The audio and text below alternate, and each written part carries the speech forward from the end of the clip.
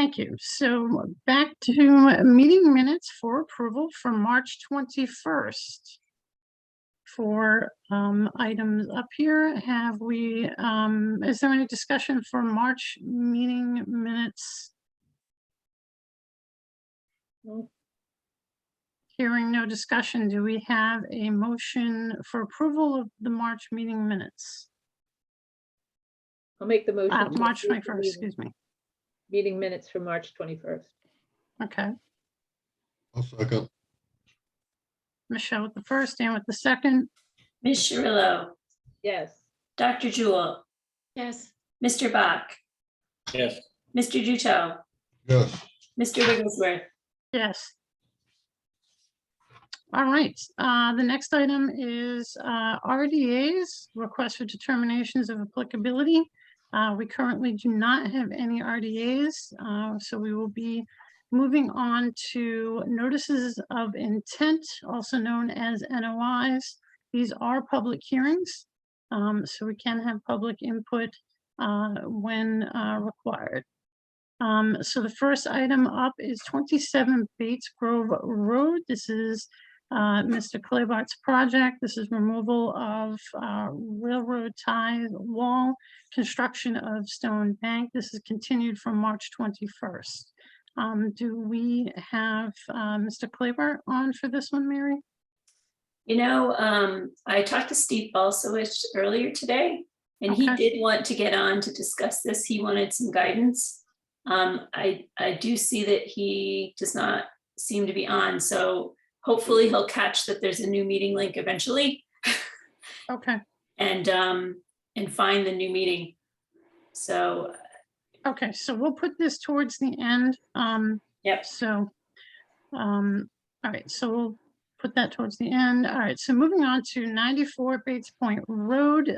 This is the Turner project. I see representation from Zachary Gless here. This is demolition and construction of a single family home at 94 Bates Point Road. So Zachary, are you Yes. ready? We discussed the project at length at the last meeting. Yep. We had some items that I believe we wanted to see on your plans. Yep. So I've gone through and I've made some revisions to the plan. I can kind of go over those in a minute here. But okay. And Great. then I did see that the DEP has issued a number for it. I know that at the last meeting that was not the case, but that has been issued for the project. Yes, that was the other holdup. We need the DEP number in order to be able to close out the project. But there wasn't too much as far as discussion.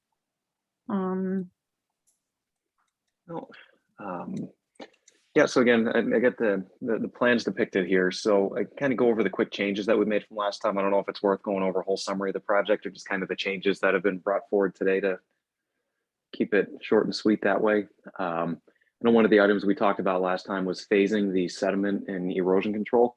Yes. So on the plan right now, under the existing conditions, I have a phase 1 erosion control line that's a lot closer to the existing house that would be present during the demo of the house and the shed. And then the intent would be after that demolition has been done that we would come back with a phase 2 erosion control, which is seen on the proposed conditions plan, which it encompasses more of the limit of work so that there's room to maneuver around the site.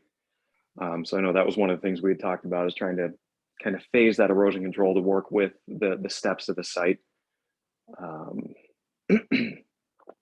I added a preliminary construction sequencing section on the plan, but what I wanted to request was if Mr. LaBelle would be able to potentially submit something in writing to the commission on exactly how he wants to do this. I know, again, logistically, the site has a lot of, moving parts to it for the construction side of things. So I put a preliminary construction sequencing plan on how to get through this, but it's okay with the board. I would hope that would be able to have something be submitted in writing by Mr. LaBelle when he's getting ready to construct on exactly how he wants to move through this project, because I think it's going to be kind of his direction on that side of things. But again, the construction sequencing does entail, phase 1 erosion control, demolition of the site, phase 2 erosion controls, then we can remove the existing retaining walls, do the grading, pour the foundation, and then kind of start working our way from there with it.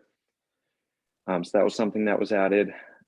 I know one of the comments was to move the spill kit closer to the water. So I've actually moved it over to the west side of the property, closer to the water. So if there was an issue down on the low side, that is readily available. I added a detail for the proposed plantings. 5 of them proposed. And again, that's something that I hope the applicant could show on a plan prior to the completion of the project. Kind of once things are moved along, might have a better idea of where we actually want to put those trees to replicate on site for the ones that we're taking down. I don't know if that's something we'd be able to put in the order that would be a requirement to the project. I've added in the notes that the silt fencing needs to be orange. The existing trees that are going to remain should be wrapped in orange construction fencing for better visibility. And that was, I think, the majority of the comments that we had last time that we've addressed on this. Again, I'm kind of opening up to anybody else with any comments, see if there's anything else. I mean, I have no, I mean, I don't have an issue with having, you know, Mr. Bell coming to us or going to Mary and, you know, here's the proposed, you know, this is, you know, what I'm planning on doing. But the thing is he needs to bring that to the board, and the board needs to see what his plan is. So, you know, I mean, we kind of need to see what the sequencing is. You know, typically in this, you know, this stage of the game here, we need to be able to see a page of notes that show this is, you know, the sequence. This is how it's going to go. It's not just a piecemeal thing like, you know, here's the planting plan, and then here's the sequence. Like sequence 1 will show this, sequence 2 will be this, and then come in the day before. It's going to happen. Like that just doesn't. That's not how this regulatory part of Massachusetts government works. You come with your full plan to this board, and you show us exactly what it's going to be. And from the regulatory side, at the town level, we implement the state law, and in some cases the federal law at the town level, and then we say, okay, you've got the proper mechanisms in place for protection. So, I mean, if it's, I'm sorry, Zach. No, go ahead. I'm sorry. So we don't have any, you know, any bullet points as to how this is going to phase and what it's going to look like. I mean, so the construction sequencing that added the plan in the lower right, you know, first would be demarcate the proposed limit of work in the buffer zone areas for protection, install sediment filled, you know, straw wattle barriers at the location indicated on the site plans for phase 1. All trees to remain to be wrapped in orange construction fencing for visibility. Have a pre-construction meeting a minimum 1 week prior to the start of construction. Notify dig safe as is typical. I mean, it is pretty comprehensive on there. I'll be honest with you, these are all boilerplate, top 20 boilerplate, what DEP considers boilerplate standard. These are standard BMPs that you can just grab off of what's in the Wetlands Protection Act. There's no like actual details, like, you know, we're going to be parking our vehicles here. This is a refilling area for construction vehicles. This is, you know, like, we're not going to be, you know, all of those details that need to be in a plan. Like, this is a big construction project. You know, like, we need to know where vehicles are going to be. I mean, you've got a wellhead that's, you know, towards, in this plan here is called the north. You know, I mean, we need to know a bit more detail here, in order to be able to approve. I mean, not just have, you know, come in and say, all right, I'm going to do this, you know, beginning on Wednesday. I'm going to do this starting tomorrow, because that's leaving the board in the dark. I mean, I don't know how the rest of the board feels on that. I mean, what we know right now is, yes, an erosion control fence is going up. Yes, trees are being preserved. Yes, trees are coming back. A home is being built. It's more than likely going to be a beautiful home because that's what Doug does. And there's a driveway going in. We've got a wellhead that's being protected. The wall at the lake is being preserved, and Chapter 91 will eventually be filed. But aside from that, I mean, there's really not that much detail in this. There's a major construction sequence that it needs to happen here. Grades are being changed. I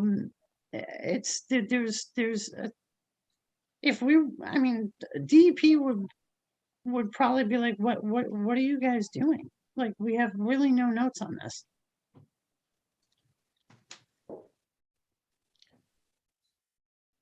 And pretty much everything that's on this plan is in the bullet points that you have is what you would be walking with Mary at the construction walkthrough.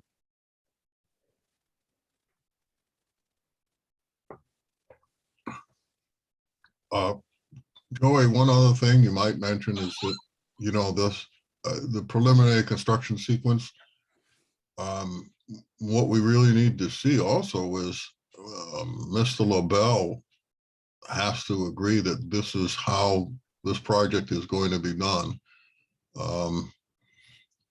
That because what is presented to us and what we approve is what is the way it needs to be done. If he has some other any issues with that or wants to do it a different way, then we need to know that up front. And I mean, there's been a lot of changes when we've done it this way, Zachary, with various builders within town. We've done the favor of, okay, yes, we're trusting folks, and we understand, you know, the natural environment and the built environment sometimes don't work in a cohesive way, and changes have to happen. And that's when you get in touch with Mary or the board and say, hey, I have to make this change. And we do a minor modification or an amendment to the order. But right now, like, this is just almost just a sketch of what's being presented to us. I mean, we need to know exactly, like, phase one, here are the bullet points. And that's the other thing too. We need to know where, you know, where a truck's gonna be parked at the end of the day. I mean, we can't have any vehicles parked down by the water. We can't have any open holes that are left. I mean, that's something that we've also been noticing too on construction sites. Open, you know, 3 o'clock hits, everyone's ready to go home for the day, and there are open holes left on construction sites. We got to make sure that that doesn't happen for safety concerns, but also we can't have vehicles falling into either the lake or into you know, into a hole that's left open. You know, I mean, great job in getting these things in the plans, but we need, I mean, in my opinion, we need to really have the phasing down. I mean, down. I was expecting at least a sheet that would say phase one, phase two. Usually, it's notes telling us exactly how it's going to happen. Okay. Back, the other thing is that, and Joey has emphasized this, Mr. LaBelle, the beautiful homes. I live on the lake, as you know, and they're beautiful. However, there was another project that we didn't do what Joey said, and there was a neighbor that the banking was so messed up that the neighbor not only reported the builder, the owner, but also reported us to the attorney. So we're trying to leapfrog by having you do these details. It isn't to make it harder for you. It's actually in the long run to make it easier for you. Okay, no, I understand. Joey, Yes, I would recommend, I mean, the site plan is pretty busy.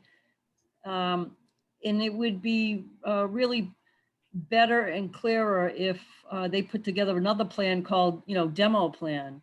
That way you don't have all the site plan stuff. You're really getting the idea of what demo is, what it's going to look like, and the sequence of demo. So I would recommend just putting it on one plan called, demolition plan. that's not, I mean, that's not a bad idea. We can definitely do that.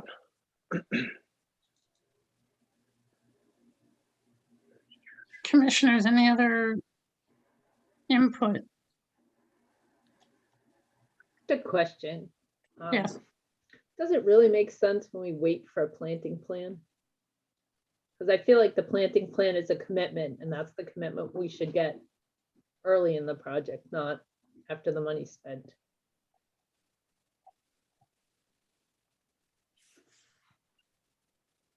Well, they could combine that.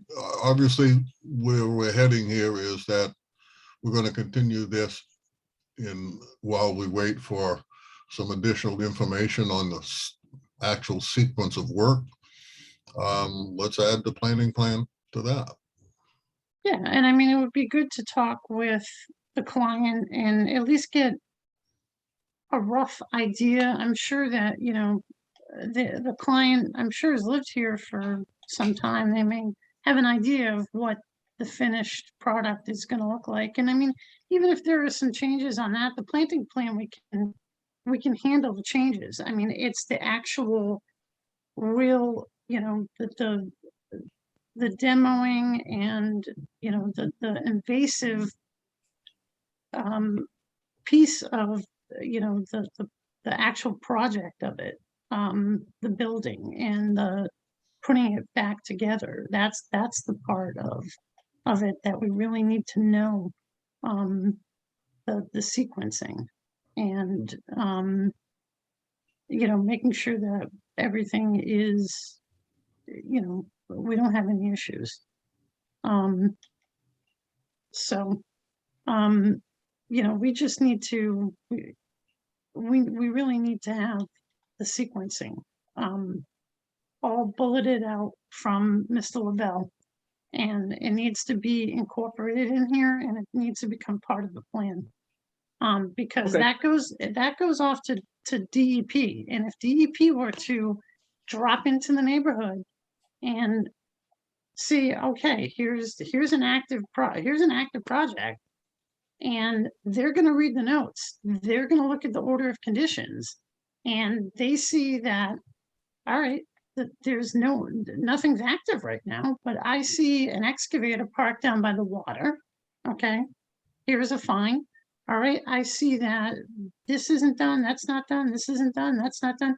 And then they see no notes on anything. They're going to be like, I mean, the fines from DEP, I mean, that's what we're trying to not have happen here for you, for the resident. So, I mean, it's number one, it's following the law, but it's also protecting Doug, it's also protecting the resident. Okay, yeah, no, I understand. We'll definitely make that happen.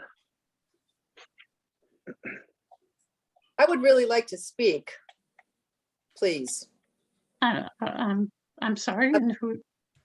I'm And who Linda is- Turner. Linda Turner. Yeah, okay. I listened to the last meeting, the first one 2 weeks ago, and I didn't hear any of this stuff that you need now. So before we let Zachary go, because I kind of keep a list myself of what needs to be done so we can get this done as quickly as possible.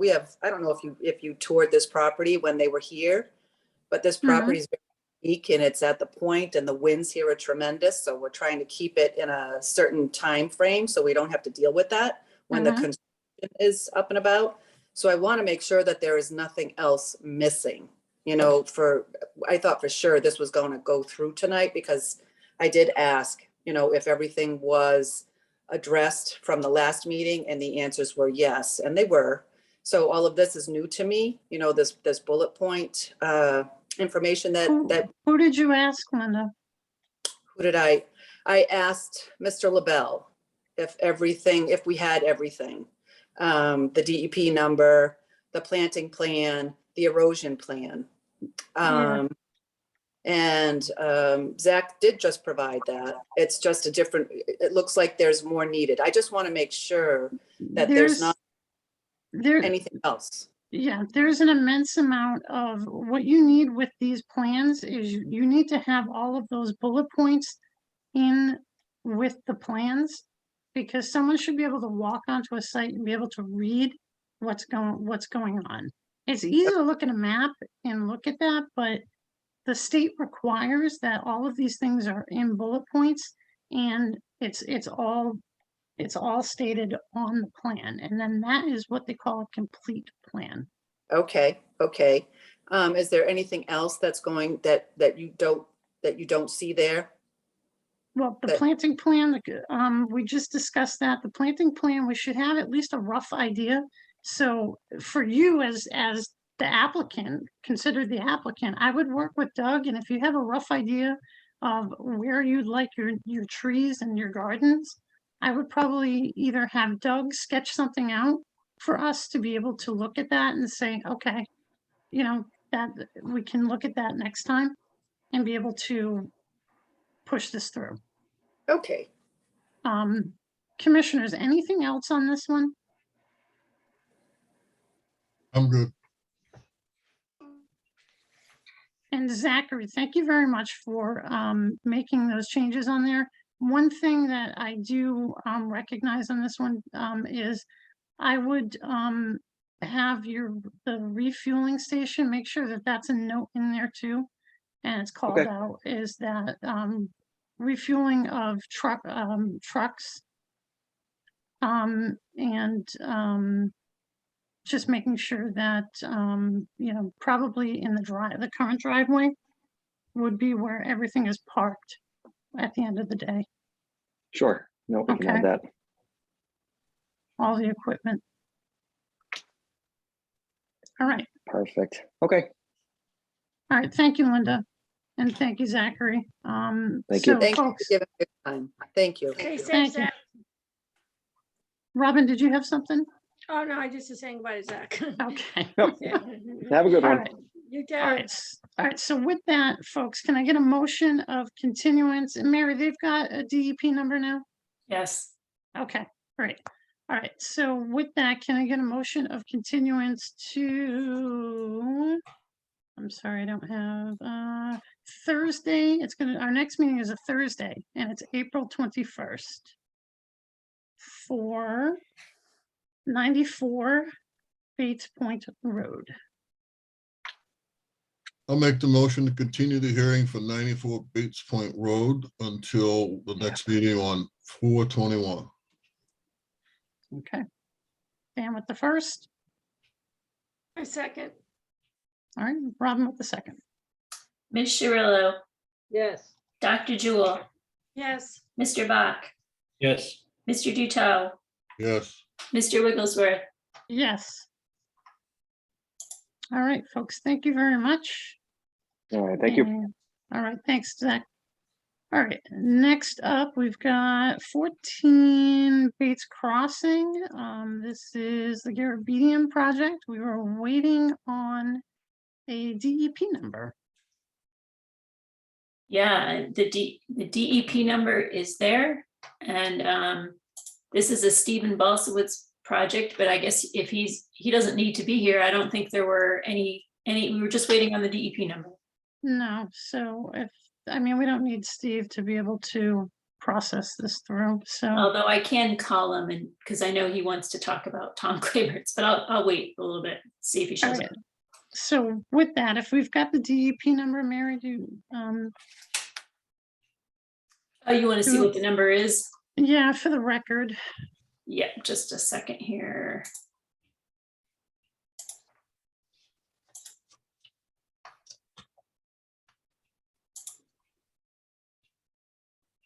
It's 323-1228.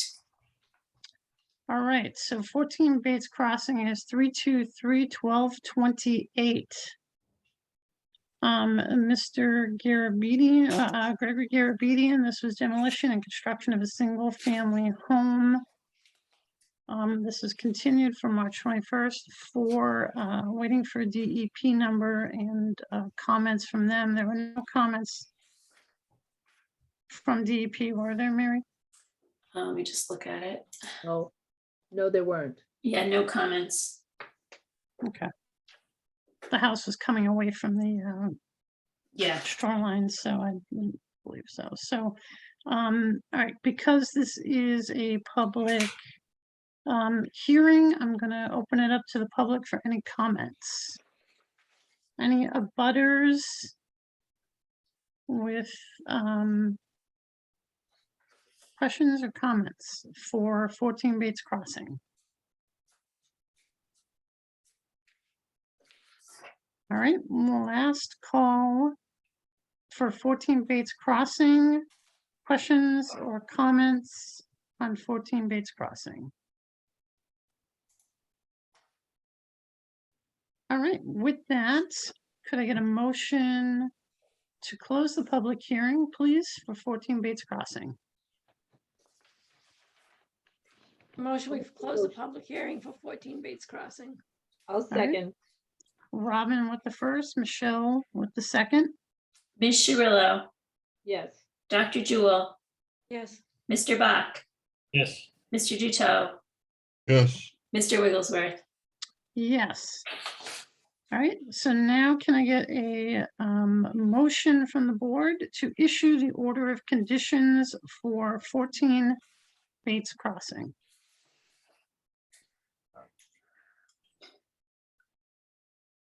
I motion we issue an order of conditions for 14 Bates Crossing. Okay. Robin with the first, second, Dan with the second. Ms. Sherillo, Yes. Dr. Jewel, Yes, Mr. Bach, Yes. Mr. Duto, yes, Mr. Wigglesworth. Yes. All right, I don't believe we had Ms. Garabedian here, but if he is, thank you very much and good luck on your project. All right, so next up we have 70 Bates Point Road. This is Hadir Shakely. This is construction of a single family home continued from February 4th. I believe we have Mr. Shakely on the line, correct? Yes, hello, Joe, it's Hadir Shakely. I'm a physician and I've been in this property for now 10 years. Hello, how are you?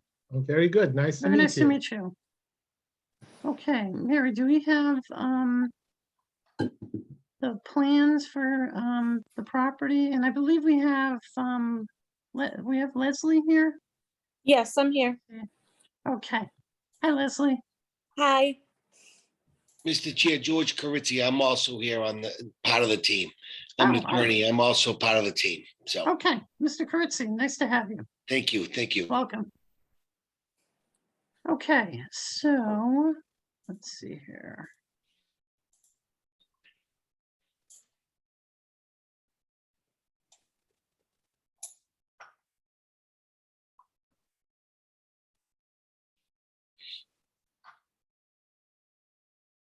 Were the plans revised since the last time we looked at them? No, they have not been. Okay.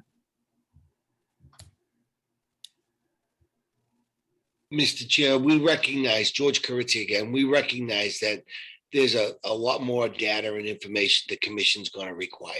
So it's not for a lack of respect to the board that the plans haven't been revised. It's just that at some point, at this point, we're still trying to narrow down or identify exactly what the limits of work is so that we can give the commission a very detailed and comprehensive plan as to what would be palatable. So if I can just fill the commission in, we've already received permission from ZBA as to what would be the south east limit of work. They've given us 30 feet off the road. So we know what the limit of the work is to the southeast.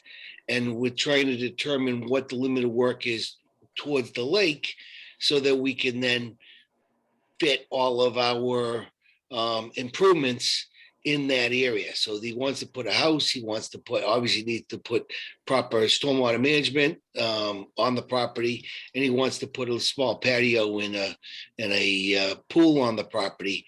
So knowing what the limit of work is to the south, to the northwest towards the lake, we'll be able to know exactly what the size of the house is. And he doesn't want to, Dr. Shakely doesn't want to spend the money on a full set of architecturals unless we know that it's going to work. And we also recognize we're going before planning board relative to lot coverage. So there's a lot of we've been in front of ZBA, we have planning board we have to meet with, and Concom. So if we can identify what the basically the footprint of the improvements are, we can design it out. Leslie can absolutely design out what's going to fit in that area, but it's right now identifying what would be the limit of work that we could do. Knowing what we have, knowing what we want. We want to put a house, a small patio, and a pool in this area where we're 30 feet off of the road. So now how far off the lake are we before we start doing our improvements? There is a retaining wall in the back, at the pond. A few years ago, the commission approved the removal and replacement of that retaining wall. That was not feasible with the house in the way, but now that the house will be coming down, they can replace that retaining wall, and a lot of that design can be incorporated into this one. And then we're going to put the proposed pool basically in the location of the old patio, put a patio, and then the new home on the property. If that makes sense, that's what we can be designed, but we kind of need to know what's the limit of work so that we can give you guys a full plan. All right, thank you for that intro. So first off, Mary, are you able to zoom a little bit into this so that the commissioners and the public here can take a look at what is being proposed here? And then why don't I give Leslie a chance to run through the proposal here, and then we'll talk about it.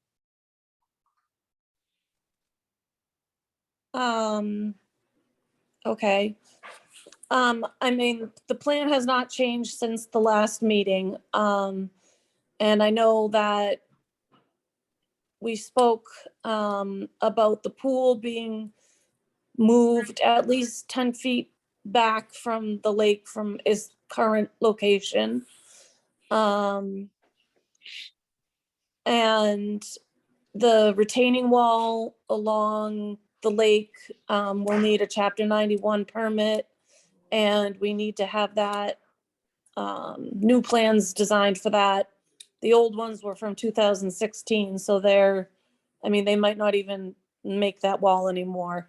It was a ready rock wall. So there needs to be new plans made for that. The pool itself, I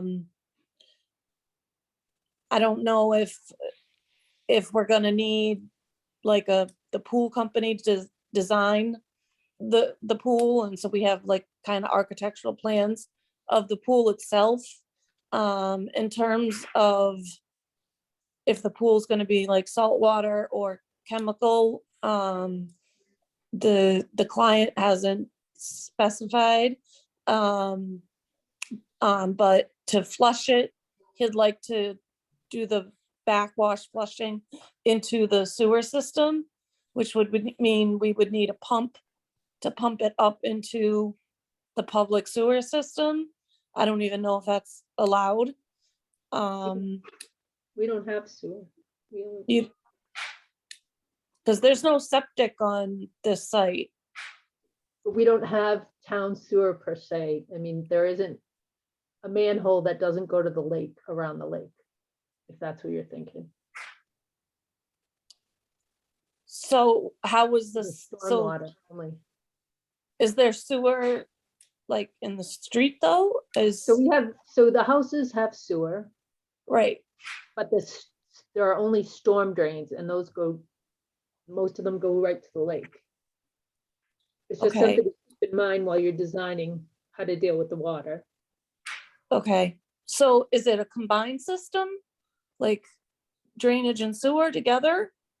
No, stormwater is Where does the sewer go though, is what I'm trying to, sewer. So from your house, your home sewer would go and be treated at the sewer plant, but there's. right, but you- if you're there's no gonna- sewer line, how does it get there? From the street. I think the confusion here, Leslie, is you're talking about water from the pool. And if you were Right. to remove it, Michelle was just saying the storm drains in the street. For instance, if you tried to pump it into the storm drains, it would just go right into the lake. Right, we're not talking Yeah. about putting it into the storm drain, we're talking about putting it into the sewer line. the That house would sewer. take the, like your toilet water. So the same house sewer. So somehow Yes. through the house into the sewer. Okay, I misunderstood. I'm sorry. So that was our thoughts on that. In terms of the like envelope of the house. I think our purpose tonight is to try to get an idea of what that envelope is, like how far back does the pool need to be from the lake? We know we're gonna be over on the amount of impervious area, which is why we have to go for the special permit. But we really haven't changed much. With kind of, our team has acknowledged things that have been talked about, and I just took copious notes from what was it, 94 Bates, about the sequence of, because Doug LaBelle will also be building this one. So pretty much all that you talked about with the construction sequence, that will all need to carry over to this project as well. So we'll need to make sure we get that all covered. I'm trying to go through my notes here. Like, we don't know if we need to make the house smaller to be able to fit the pool in. So that's. May I add a few things, Leslie? Yes. You finish with your notes? Yeah, go ahead. Hadir Shakely, thank you for everybody listening. So I'm just wanna, repeat what already been said. It's this is not a large pool. This is what we call it a sport pool. It's shallow. It's a 4.7. There is no deep size into it. It's only 10 feet and 33 feet wide. So it's about 1,500 gallons. So it's about 1/3 of a standard. If you think of a standard residential home, which is around 1,000, about 3,000. This is 1,500. It's about less than half of a regular pool. So it's a small pool, and we'll use whatever environmental friendly. We're thinking maybe even salt water, if that's more, and definitely drain it back to the into the house sewer system. Definitely not into the into the lake. I live on the lake. We love the lake. We love the fishing on the lake. We're planning a beautiful home. And, the compromise we need to make is we need to pull the pool from the lake, but we don't want to pull it too much because the house footage, we're designing a house for a handicap. My dad is in a wheelchair, And I wanted to have enough on the main level so we can have his room on the main level. So to be able to have a wider hallways, wider bathroom, so he can navigate through the house on the main level, we needed that little square footage. I definitely understand we have to make a compromise and we might have to pull the house back.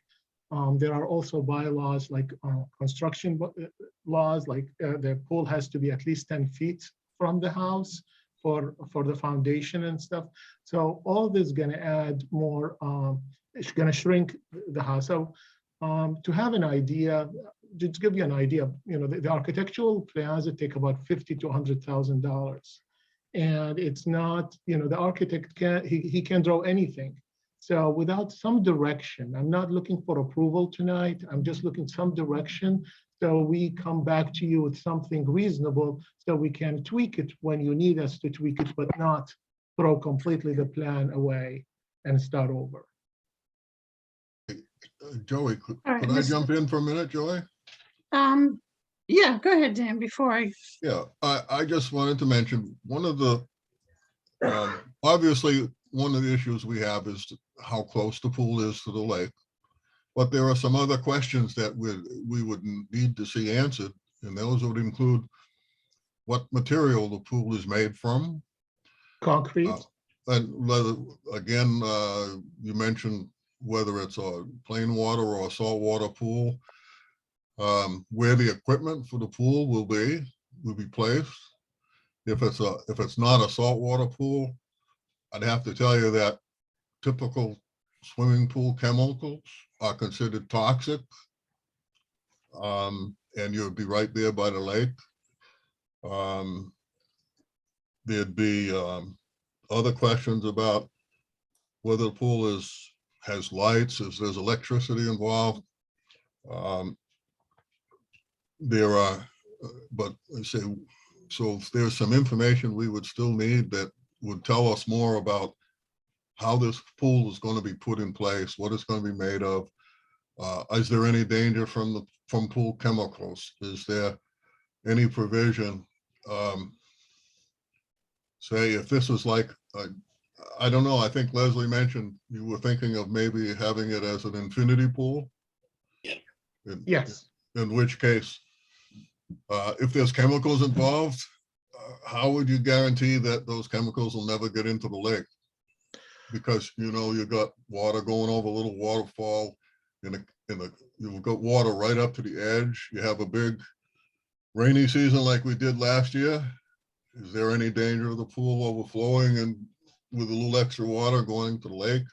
And another issue is it's deep enough that it's classified as a swimming pool. It has to have a barrier to prevent people, children from falling into it. So there's another consideration. There's how are you going to do that? That's just some questions I have without going into whether we want to have a pool there or not. It's just we need some more information. This is a very good questions, and I appreciate you bringing them forward. And we will, we'll definitely have a complete full plan. It's generally it's going to be if it's going to be salt water, going to be more natural, and we want to keep the pool away from the lake, so there will be zero chance of flowing of anything water from the pool into the lake. The full plan, we will definitely, as we said, we're going to submit it. Again, all these information going to be all in the plan for the Conservation Committee to look at it and approve it, do any changes or alteration they need. What I'm looking for today is preliminary, just a general idea so we can put the things in the right place. All these details going to have to come from architects, and which take weeks and months in the planning and a significant cost. So I just wanted to have some general idea. If we kind of initially thought that this might work, but very quickly we understand that it's way too close to the lake, and we're definitely going to entertain pulling it back.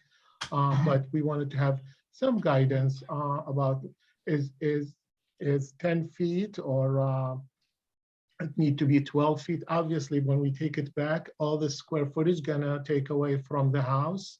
So we don't want to over compromise or under compromise. Just, I'm not holding the committee for anything specific. I just want a starting point, general idea about take it between X and X, and then we will start working on the full, a complete detail, and we'll answer all your questions and we'll address it in detail.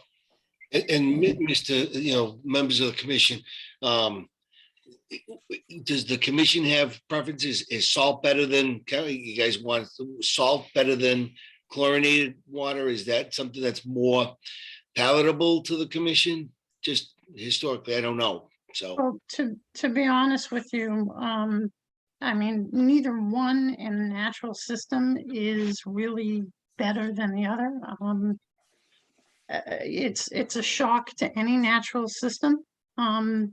If it were to have a crack in the bottom and be leaching, or if it were to overflow and start to get into groundwater, or even at the shoreline.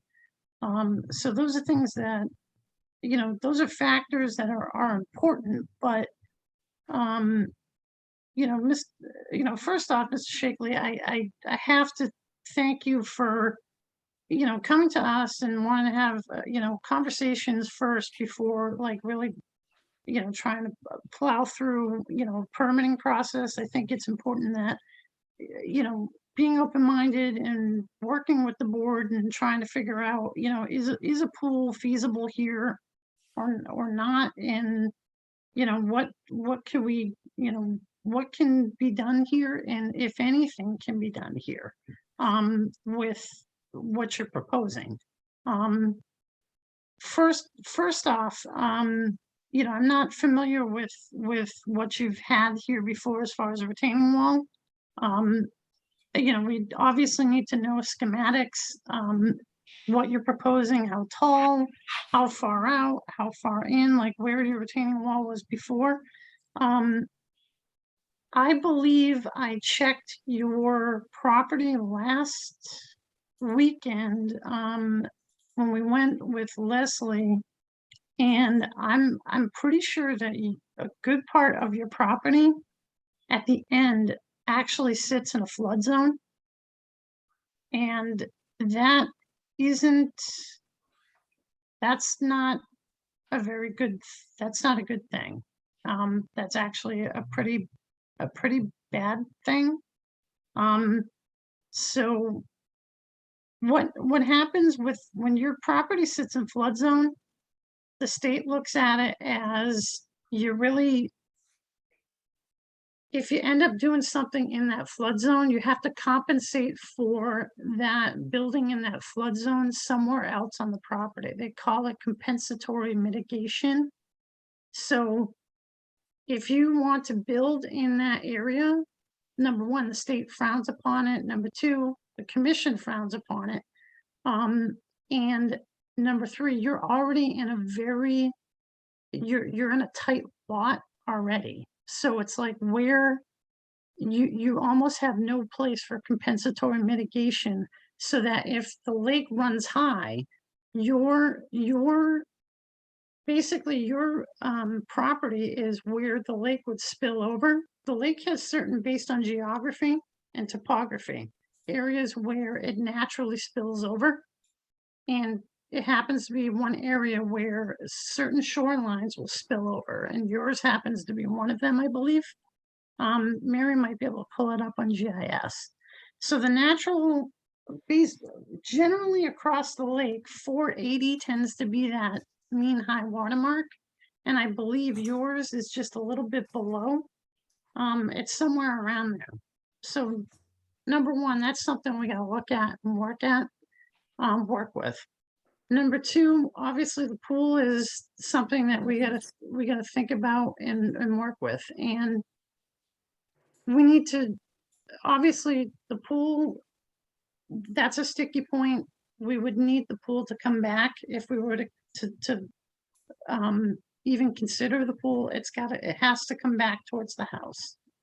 One thing that I had recommended to Leslie to talk to you about was, is there a way that you can sort of integrate some sort of almost like a, I'm just saying this because I'm out here, but almost like a Palm Springs sort of cabana kind of thing going on back there, and have it sort of tucked, I mean, obviously keeping zoning in mind, but have the pool integrated with the house and do something tucked in with the house, where maybe the pool is partially in the sun, maybe it's sort of shaded a little bit.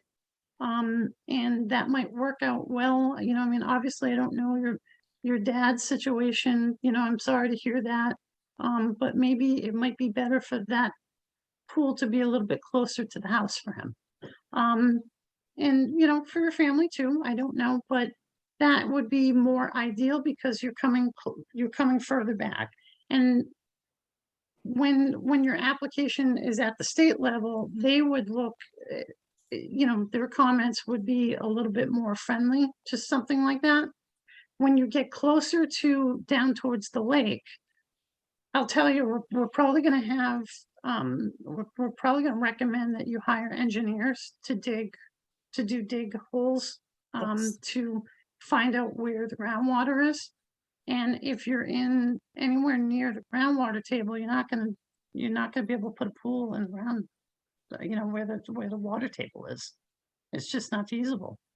We So that's also good. need that for the Caltech system as well, And the for the Caltech roof system. runoff.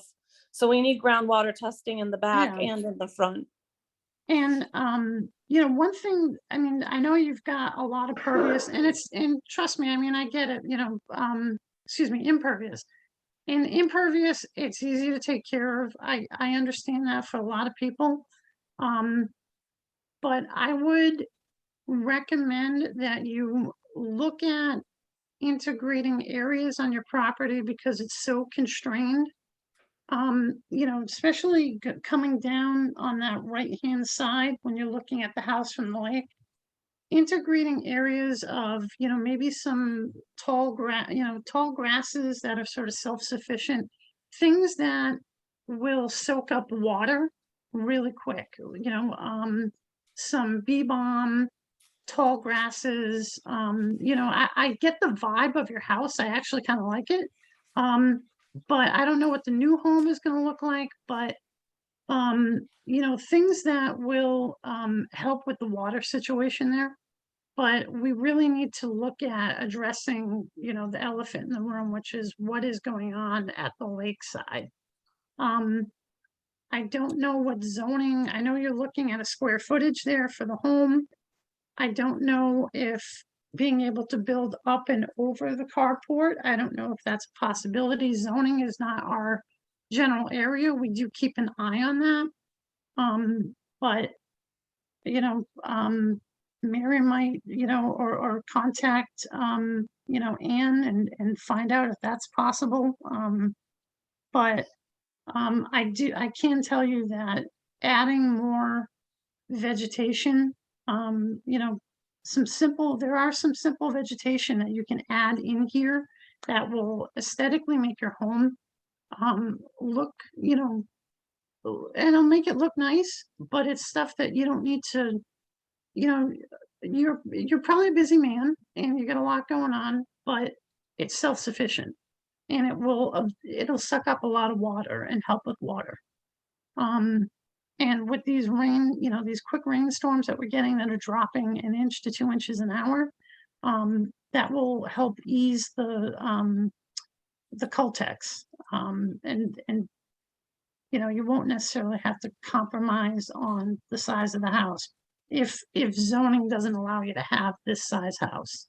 In my opinion, I think you need to take a look at the size of the house and bring it down a bit and shift your pool back and look at that. You're the applicant. I'm making, you know, I'm making suggestions based on, you know, your few years of doing this, and I work in the environmental arena, so, you know, in permitting, so I just know from working with state folks and working with local folks, and I just think that that would probably be the best scenario for this to move forward. Just from what the state may say and from, you know, from, I mean, I'm one person, there's a whole board here. But other commissioners, input, questions, for, the Shakely team. Sorry. I know that you've already discussed so much already, and there's so much on your plate. However, I just want to ask, is there any thought of the wall yet? The wall along the lake? Yeah. So we wanted to keep, we're gonna probably update the same plan that was approved in 2016. The Ready Rock, the company is still in place. They make a beautiful product. It looks natural. We're just gonna have to update it with the whatever requirement for 2022. Obviously, this is a 6 years old plan. We're gonna look at it, but it's pretty much the same height. It's basically replace. This is falling wall. I wanted to replace it, but we couldn't get machines down there because the lot is tight. So now when we demolish this, gonna give us the access so we can get heavy equipment down there to remove this falling wall and replace it with a Ready Rock, which is kind of a similar to our neighbors, and it's also gonna protect that. It looks nice. How did you say you were gonna get the equipment down there? I didn't hear that. They come from when we demolish the house, basically when we demolish the house, the first thing that's gonna happen is we're gonna rebuild the retaining wall.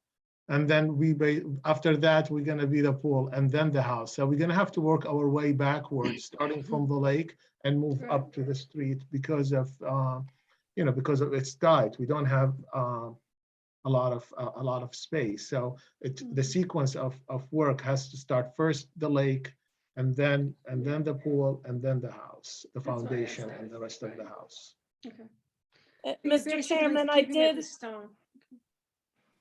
Oh, sorry, I did pull up the GIS, and it looks like the entire shoreline is in the floodplain. Okay, so we would need to, you'd need to either come back a little bit with the retainer wall. We need to figure out how far that flood zone is and stay out of it. Or we need to figure out, but that's gonna come up with, because in order to build that wall anyway, because you're at the shoreline, you're gonna have to do the Chapter 91 permit, which allows you to build the wall. And then for the dock, you need to do a license in order to license the dock and use the dock. So, that's, you're gonna have the state looking at that and saying, yeah, you're in the floodplain. That's gonna make the lot even smaller. So We have to It's a move small the lot. wall. It's a you know. small lot. There's not a lot. it's, yeah, it's a constrained, it is a constrained lot. So, Yep. Leslie, like the previous plan that we had before us, we also work on past mistakes, because a wall has caused us a lot of problem that we weren't specific on, that we're Right. trying to rectify. Now, again, if we do these things now, it Mhm. really does save. It does make it easier. And Right. you know, it's a beautiful place. I know the property well. And I look at the existing wall. I love that kind of stone, but you know, it is small, and you're not dealing with a lot of property, and you want to put an awful lot there. So again, we have to be careful so that later on down the way, halfway through it, you're not ripping things up, and we're not in trouble, because then we Right. get into trouble. Right. Yeah, So I just wanted to clarify, are we able to build the wall where it is now when we take it down, rebuild it to the same, so we can be in line with the neighbors? I'm gonna have to, you know what I'll do, Mr. Shakely, I'm back this week from the West Coast. Yeah. And Mary can probably talk with Mass DEP in the interim, but do you know how long that wall has been there? I believe built in 76. Okay. We might have to find out. I don't know if, because it predates 84, if you're building on the same, footing, it may be grandfathered. You can go on the same footing. With the walls, I'm not exactly, I can't say yes or no. I'm not exactly familiar with that. But I'm not sure if once you take the wall, you actually have to start, you gotta change it, and get out of the floodplain. You know, the state is looking to, because we're moving into more, of a wet pattern going forward with the changing climate. So that would be, that's one, that could be one anomaly we might have with this. That's why I'm saying, start to think about integrating more greens here and there. But you may need some compensatory mitigation for floodplain there. Otherwise, based on how the floodplain is at the end of your property, how it's shaped, you may need to ride a certain contour. But let's, I can research this a little bit when I come back, and Mary can look at it, and we can be in touch and get a definite answer on that. But like I said, in the meantime, I would be looking at what the looking at the square footage and how we might be able to move. I know you like the pool where it is, but that's the sticky point with I am the definitely. building department and us, and I know it's gonna have to, the pool is gonna have to move. I appreciate your input. I'm very thankful for what you're saying. I'd rather you say this now and I can do the right step than, not tell me and then I just spend the money just to scratch it. So just trying to get a little bit more clear when I go talk to the architect, they love numbers, architects. Yeah. Yeah. If I would say to the architect, let's pull back the pool 10 feet from where it is now, and please shrink the house more from what this plan is. Try to incorporate the house and the pool. You suggested maybe cover half of the pool and have a more covering, like have the house kind of engulf the pool a little bit. And try to add plants, tall grass, things that are going to absorb the rain and prevent water from going down. We're going to design the pool to be definitely have a skirt of lines to collect the water. Be sure there is absolutely zero chance of, even during storm or things that will never ever flow. And then also we're going to have a buffer zone, 10 feet plus between the lake and the pool to protect from any kind of spillage from people playing in the water and stuff. And lastly, we will use also salt water, and it's, like I said, it's a shallow pool. So we'll take all these, all this input. I wrote it down, and we're gonna hand it to the architect, and we're gonna do an in-depth. We're also gonna test the underwater, the underground water in the front and the back to help for the depth of the Celtic system, but also it's going to help us with the pool. Right now, the house is on a slope. From the house to the lake, it's a slope. So Yeah. if you look at the pool from the lake, it looks like it's above ground. Mhm. But if you look at it from the house, it looks like it's in ground. So because of the slope, so it's going to be high. I'm expecting it's going to be above water because it's high and it's not a deep pool. So I'm expecting to be way up.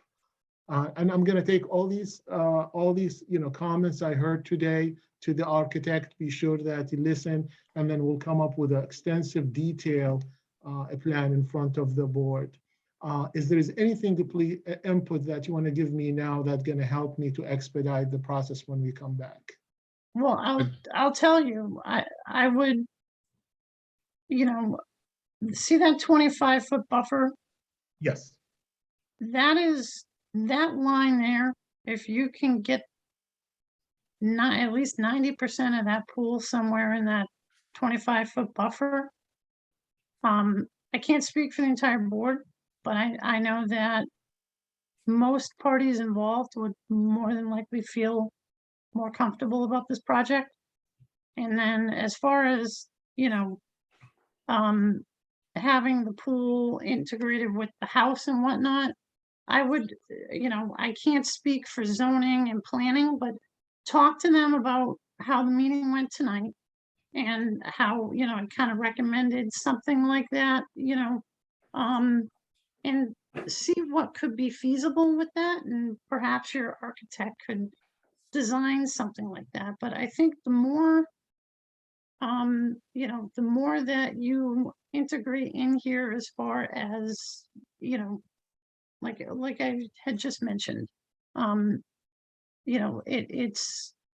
it will integrate into the environment as well as be something that you will enjoy and can be, something that will benefit your family as well. Absolutely. I might just say that we understand you have a vision of how you'd like things to look when they're done. But if you're going to talk to the architect, make sure they clearly understand the issues that we have and what the problem areas are, and ask them for what they think they could do to help the situation. And they might come up with something that you like even better. You never know. Absolutely, absolutely. And we're also planning to put shrubs and stuff in front of the pool. So when you look from the lake, it's also going to act like a barrier between the lake, and additional barrier between the lake and the pool. So actually from the lake, you're probably not going to, the first thing you're going to see is all grass and shrubs and stuff like that. Anything else from the other board members? Any comments that you want to give me, advice? I'm just wondering, Joey, I liked what you said about getting 90% of that pool, past that 25-foot buffer, but maybe it's easier to just give a number to that. Maybe, the pool is 22 feet away from the lake or something, so that they have a hard number to work with. Yeah, I know that architects and engineers, they like the numbers. That's where, environmental scientists like me, we end up kind of bumping heads. I would say, somewhere around the 22-foot mark, because you're going to remember that if he can build in kind on that current footing, he's going to have at least a 2 to 3 foot wall there. And then, that buffer now is shrinking because it's now impervious. So, I would think the 22-foot mark would be good. But some ground, in that whole area there, finding out where the water table, because you're very close to the lake there. So the water table is not too far down. And seeing how that is, there's fill in there. And, you're not going to be able to build anything on fill, Dr. Shakley. So, and that's something that you might want to talk with Ted about. If this is fill in here, all that fill is going to have to be removed, and you're going to have to put, how's that going to get taken care of? And that'd be something you want to talk with Doug about, and Ted. Because we had another project, it wasn't on the lake, but it was somewhere else in town where 90% of the lot was fill. And we were, you know, Ted was very hesitant about allowing a house to go on, be built on fill. So if that area is fill, you know, that's another, that could pose an issue for you for a potential pool. We'll find out all these things when we get into the Yeah. details. Thank you. So, Can I all ask right. a question? I'm Is this sorry. a- Is that I'm sorry. Michelle? Yep, that's me. Go Is ahead. this 50 feet of lake frontage? You have 50 Yes. feet in the front? So one thing while you're planning your wall, for chapter 91, which is your dock, you're supposed to be centered about 25 feet from each neighbor. So keep that in mind because the picture makes it look like your dock is off center. That's That's where how it it is was built. existing. It's just, you know, if you're gonna rebuild the wall and put in stairs and put in a dock, 25 feet. Aye, Well taken. Will Thank do. you. Anybody want to talk? Any questions, of course, you know, please reach out to Mary, reach out to us, and, you know, we'll answer whatever questions you got. And, you know, if we're gonna meet a few times before you submit something to us, you know, we appreciate you looking to work with us. So, Is it okay if my architect reach out to you by phone or through Mary to ask some Absolutely. questions? Okay, that would be terrific. we appreciate that, you know, Thank you. and, you know, we're a friendly board. We like to work with folks so that, you know, we want a design to be cohesive with the natural environment. That's the whole permitting process that we're trying to do. You'll be So. proud when it's all done. It's gonna be look like where you are in California. I gotta tell you, right outside these windows over here, you should see some of them, you know, on stilts on a hillside. and Yeah, yeah. I would not want to see the big one hit while I'm out here. I can tell you that much. So, Thank you very much. all Mr. right, Chair thank members. you, folks. I appreciate it. You know, and I'd just like to make a Thank you. comment on this procedurally. We have never officially opened the public hearing. This is the first time this has been discussed. So I think we'll consider this more as like a preliminary discussion, and the public Discussion. hearing will be opened at a later date, right? Thank you. Thank you. Yep. I think that's a good call. Is the board in agreement on that? Fine, Agree. yes, yeah, yeah. Okay, I'm in agreement on that.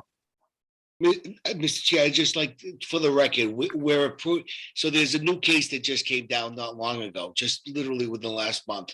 And it talked about requirement of opening a hearing within a certain time frame or you lose jurisdiction. I don't want to raise that, you know, I don't want to, I want to be perfectly upfront. So if whatever you want us to do, acknowledgement that the public hearing is going to be continued or there's going to be a delay in it. We recognize that. I don't want to, no sandbagging the board. I'm telling the commission that the fact that the commission hasn't opened a hearing within the time frame, we do not want to consider to be a loss of your jurisdictional, your jurisdiction in that. So. Yeah, under the regs, Mary, we do need to, because he has filed an NOI, we have 21 days that we have to act on this. We should but if open he- this at, as we long should as- open this on the 21st. Well, no, as long as he consents to a continuance, I believe Okay. it's okay. So we need written permission from Mr. Shakely that. Yeah. Are you okay with that? We're okay with that. We'll send you over, Mary. We'll send you over an email confirming our acknowledgement that the hearing hasn't been opened and we're granting any extension of time necessary to open the hearing. I don't want to Right. procedurally have a problem with that. No, I don't either. Nobody Thank does. you, Thank you. Mr. Kurtz, I appreciate that. All right. Okay. All right. May Thanks. may I come in and speak about this? Sure. My name is Frank Yacino and I'm at 72 Bates Point Road. Okay, My major concern right now, and it was just brought up at the end, is about the wall. okay, Our walls are probably jointed together. And once you take down my neighbor's wall, you're going to have to go into my property a few feet in order to do that and take Okay. out the earth that's behind his wall. I'd like to know how it's going to be shored up and taken care of. And the other thing is, you mentioned about the wall, the water levels in there. The Mhm. water levels change quite a bit during the season. Yes. I have a step that's about a foot off the water, and sometimes the water is up over that step. Yeah, So, that's the flood zone I was talking about. Yep. right, okay. So my concern is how they're going to protect the little bit of wall. If you show the dock pictures again.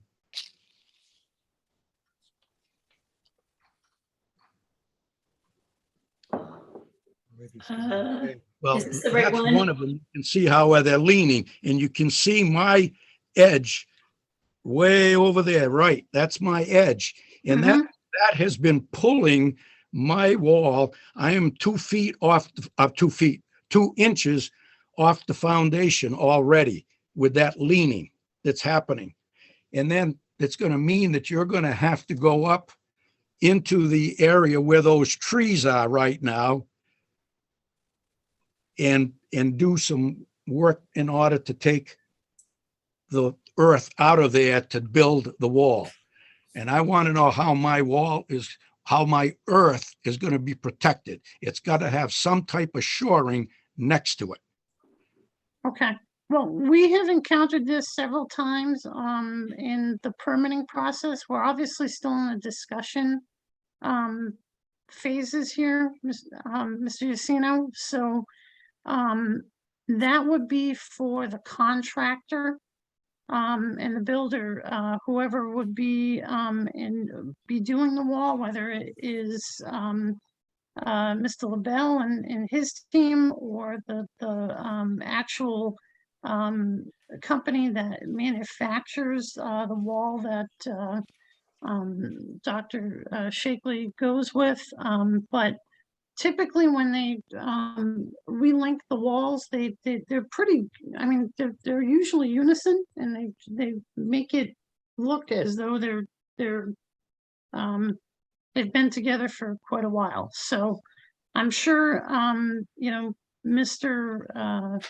LaBelle will make sure that it looks like it's been there for years. So but as we get into, the next couple of discussions, I'm sure that if there are any questions, you could probably even reach out to Mr. LaBelle himself, or, Mr. Carizzi. I'm assuming you're representing Mr. Shakely on this. Yeah. Or even Mr. Shakely as a neighbor if you're around. But obviously there's a resident with a concern here. So Well, someone definitely noted. Here has to and be responsible for once the wall comes down and the earth on my side starts to collapse. And that's all gravel down in there. yeah, So there's Shall definitely we- going to be some earth coming out of behind my wall right now when Yeah. that other wall is taken down. Wouldn't So we No, require I I would understand. erosion think that controls? you folks on the Conservation Commission would have something to say about what's going to be happening there and how you're going to protect Well, the this neighbor's is, wall. well, if we had a full set of plans, this is, if you were listening, I don't know when you had gotten on. I've heard the whole argument tonight. Yeah, with with the Turner project earlier, that's what we were talking about. We need to know in detail the phasing. And that's why it's so important that we know the phases, so that we can have input. And when we get to certain phases, if we were to inspect, or the folks that are actually doing the work, they know that, all right, in this phase, we have to make sure that we are cognizant of this specific potential, earth failure, or we need to brace this, we need to, it's got to be done a certain way. Right. So Good.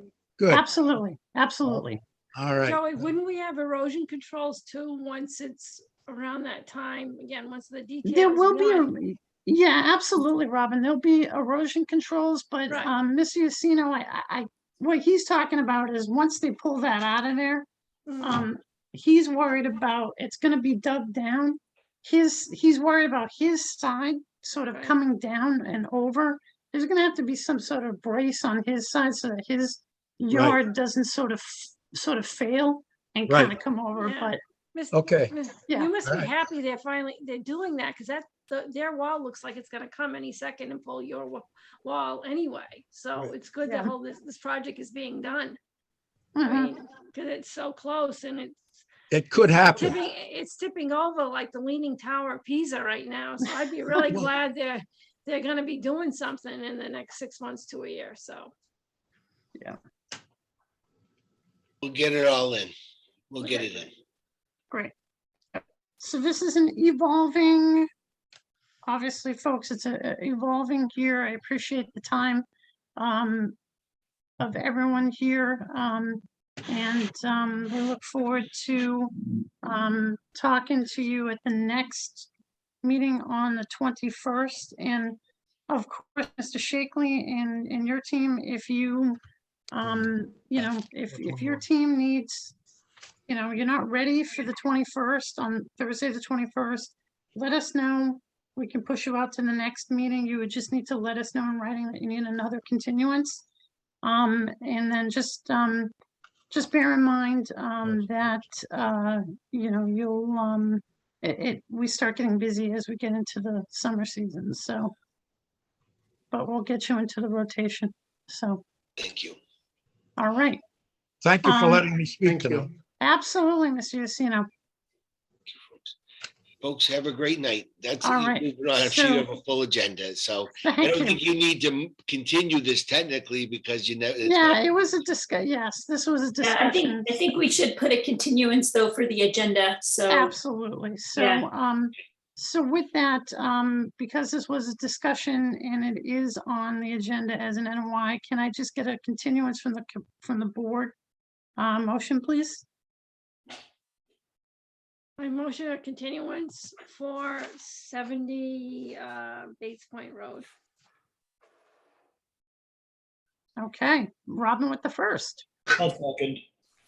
Fred with the second, Ms. Cirillo, Yes. Dr. Jewel, Yes, Mr. Bach, Yes. Mr. Duto, Yes. Mr. Wigglesworth. yes. All right, thank you, folks. Have a great evening, great meeting you. Thank Thank you. you very much. Have a good night. Okay, nine. Thank you.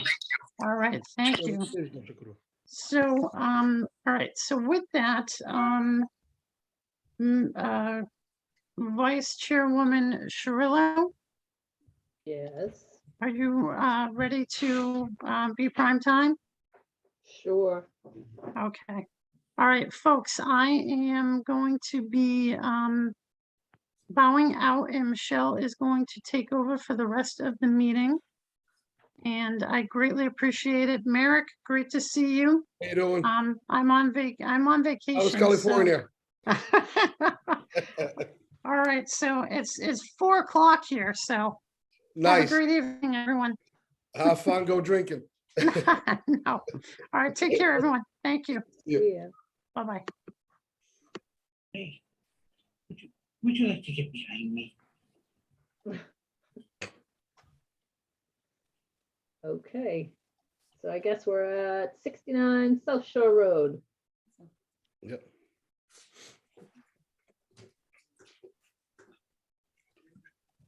Okay, so trying to find my notes.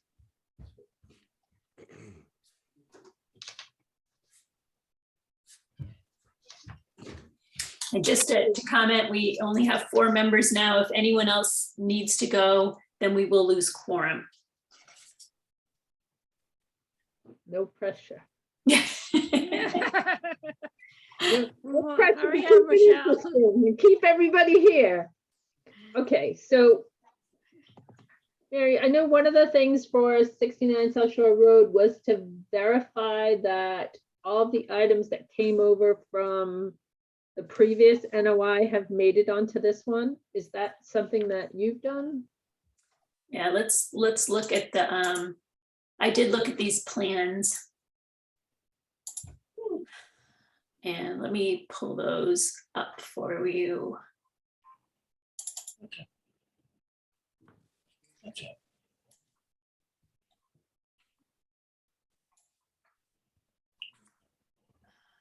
Your walk will be a little late.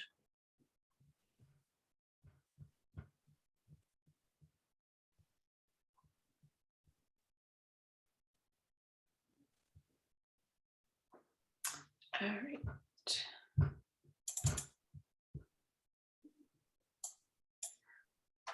Okay.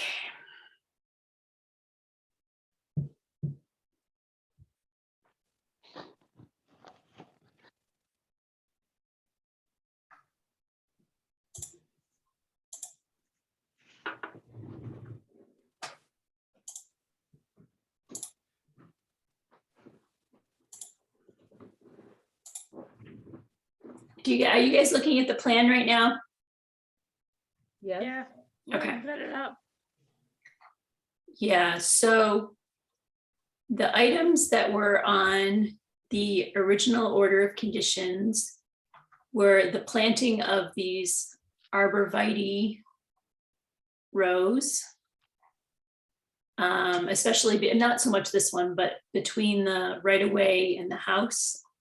It was planting new trees. Let me get my notes as to how many.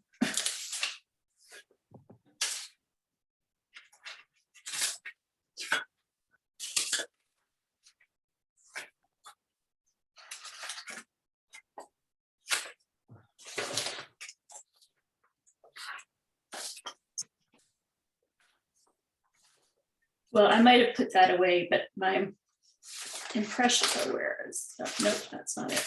24.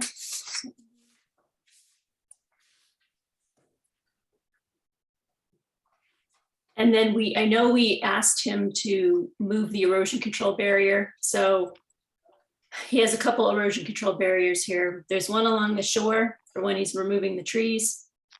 And then that'll probably stay up, but then after he's done with that, this additional layer will be installed, one around the flood zone to denote that he can't go in the flood zone. And then one along here, just at kind of at the near the 25 foot, just to keep the work away from this portion of the property. And let me just see if I can find.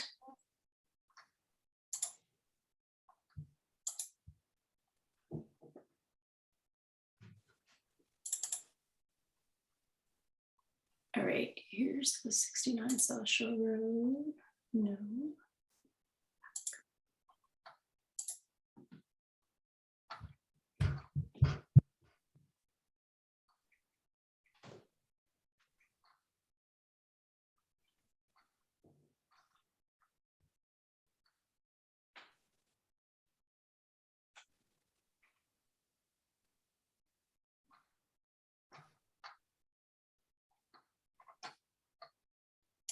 I'm sorry, maybe is Mr. Jobber on? Maybe you want to let him present what he did while I look for my notes on this.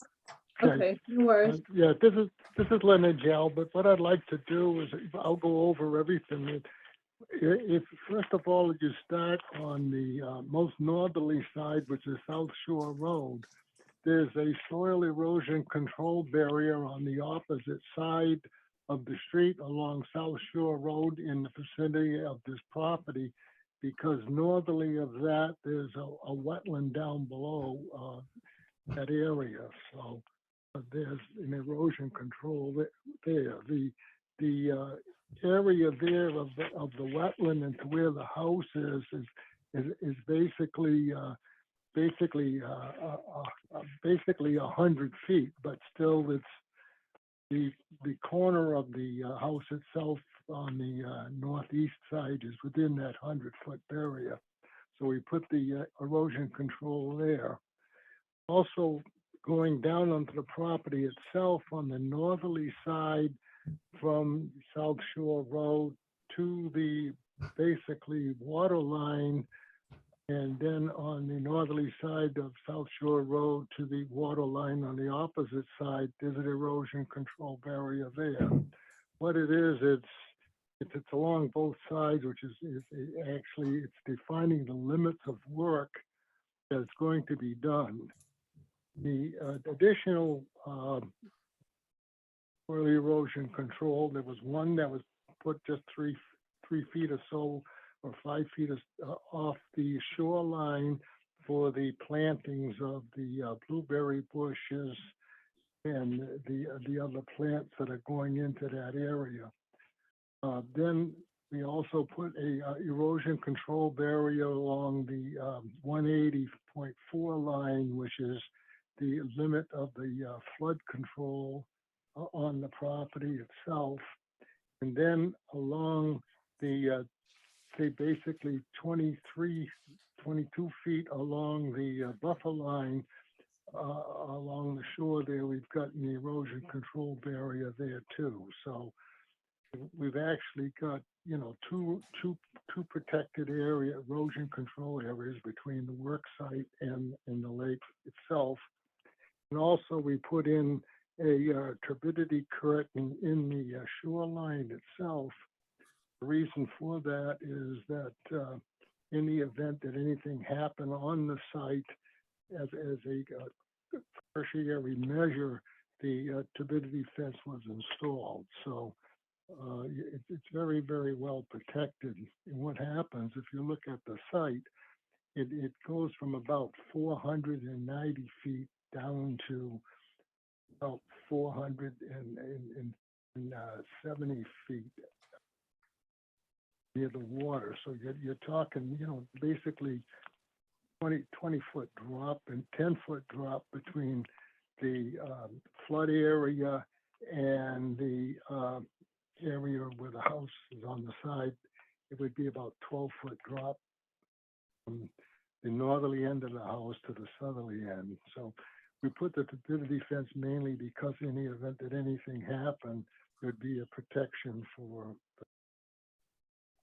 Also, what we added is that the plantings were done, which we put in 41 arborvitaes along both the north and south lines, and we put in 12 sweet pepper bush plants around where the flood control area is, and 10 high bush blueberry plants along the shoreline there. And then we added 4 deciduous trees planted at the basically the northerly and southerly ends of the property as shown on the plan. So if there's anything else, I'd be more than happy to answer them. Yeah, and he added the stairs here. That was an Right. issue. And then he has the top of the wall along there. And then I did look up, it was supposedly 8 trees were in the original order to be planted. So he's got 4 plus all the bushes. 4 trees? Right. Oh, deciduous tree plantings, okay. 4. Yeah, and the bushes are kind of in replacement of, remember this was disturbed down here. That area had been disturbed, whereas when we originally looked at the site, it was all natural. Mm-hmm.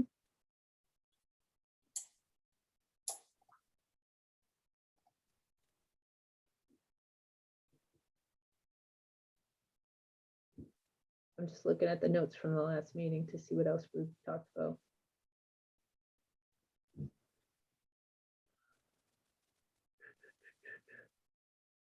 Okay. All right, commissioners? Yes, I'm listening. Go ahead.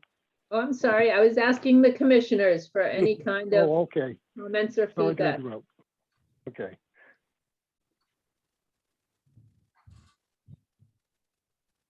Well, I think we've added the things left over from the original NOI to this one. He's added the things we asked him to add to the plan. It shows pretty much what everything that we had asked him to do as far as the shrubberies and the replacement trees. I think it looks like he's got all of that stuff covered. Yep, agreed.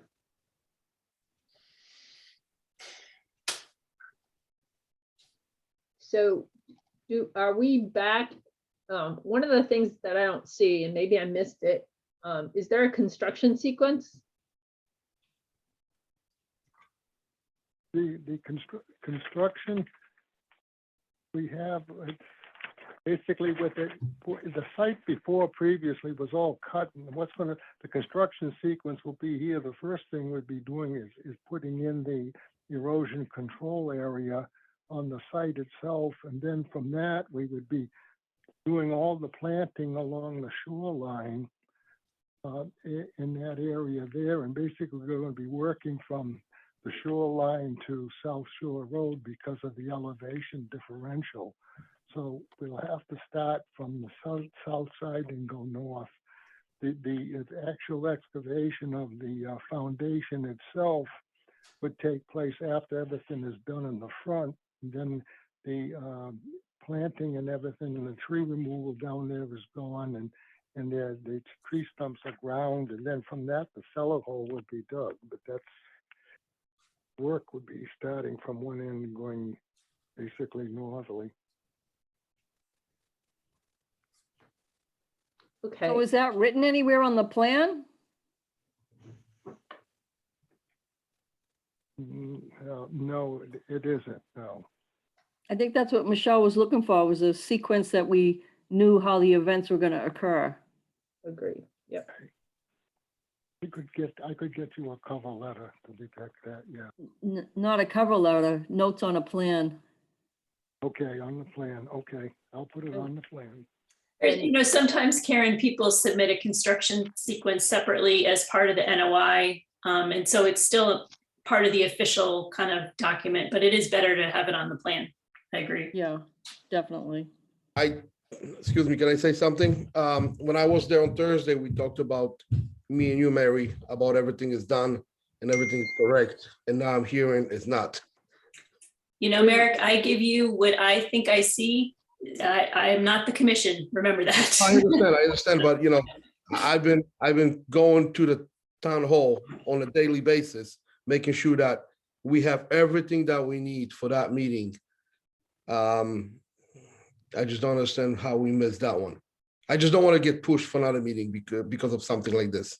Where Well, I've were you been on the meeting earlier? When Yes, it Joey was. was talking to, what was it, 94 Bates Point Road? Yes, And how he highlighted the construction sequence and how important it is and how detailed it needs to be. but what I'm trying to get is I went to the town on many occasions, talked to Mary, and I understand that she's not the commission. However, that's why I went to the town to check, so nobody's wasting anybody's time. I'm not wasting your time and you're not wasting my time. I went to the town on many occasions to ask and verify if we have everything done that needs to be done. Okay, Okay. that's my point. It's I not the understand- point. I understand your point. And what I was I would told, be what I was in told, I would be remiss if I didn't require the same construction sequence of you that Joey required of 94 Bates Point Road. I understand this, but what I was trying to say is, when I talked to Mary, she said, we can add this as additional page, not something on the plans. Okay. I mean, you know, I understand what you're saying, and I totally get it.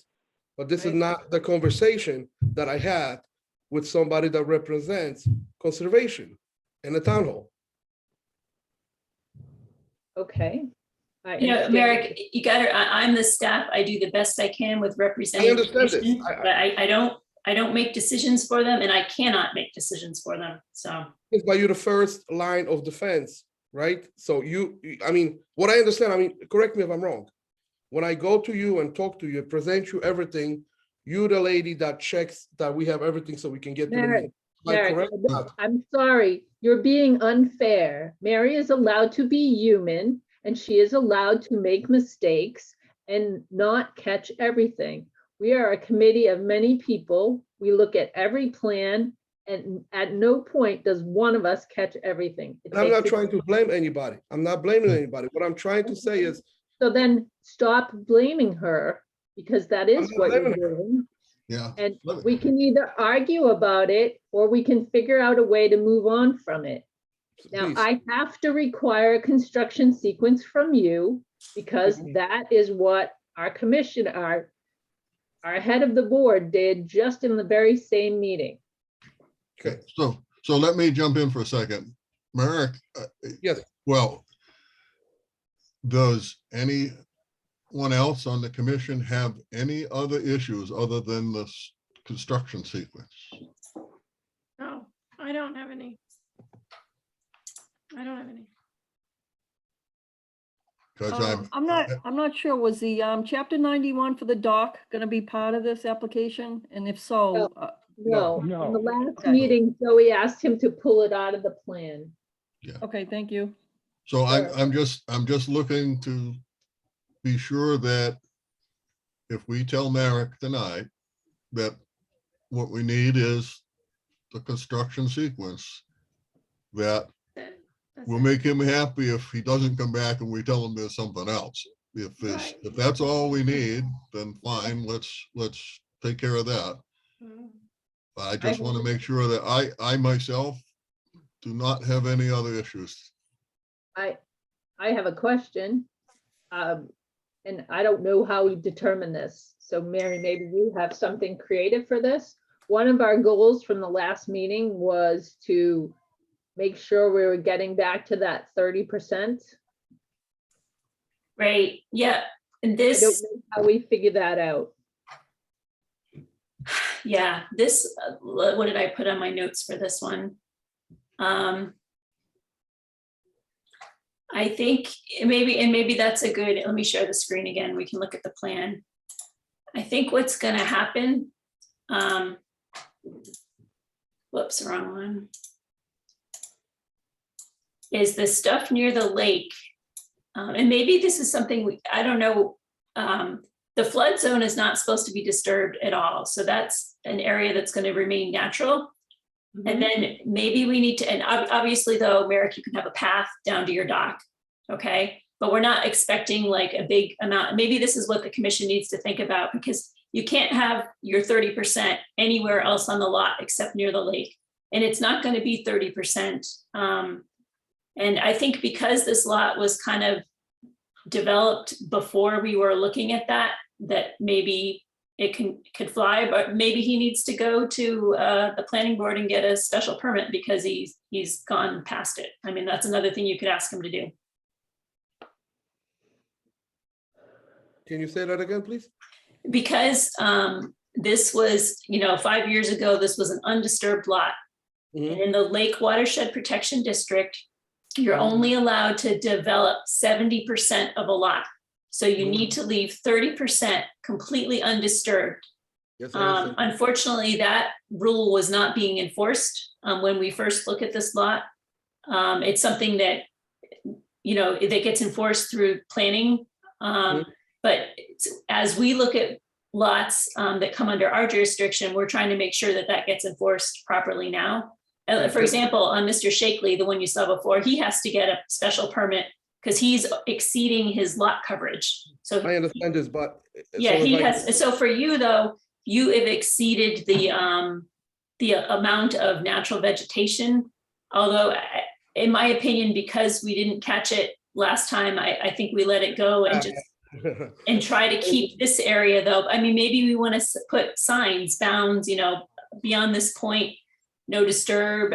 I mean, that's something the commission can consider here. I mean, I don't know whether you're planning on having lawn on these parts, Merrick, but really, I think this, I understand what you're saying, but just so I remind everybody what happened 5 years ago, or four, or whatever that was done.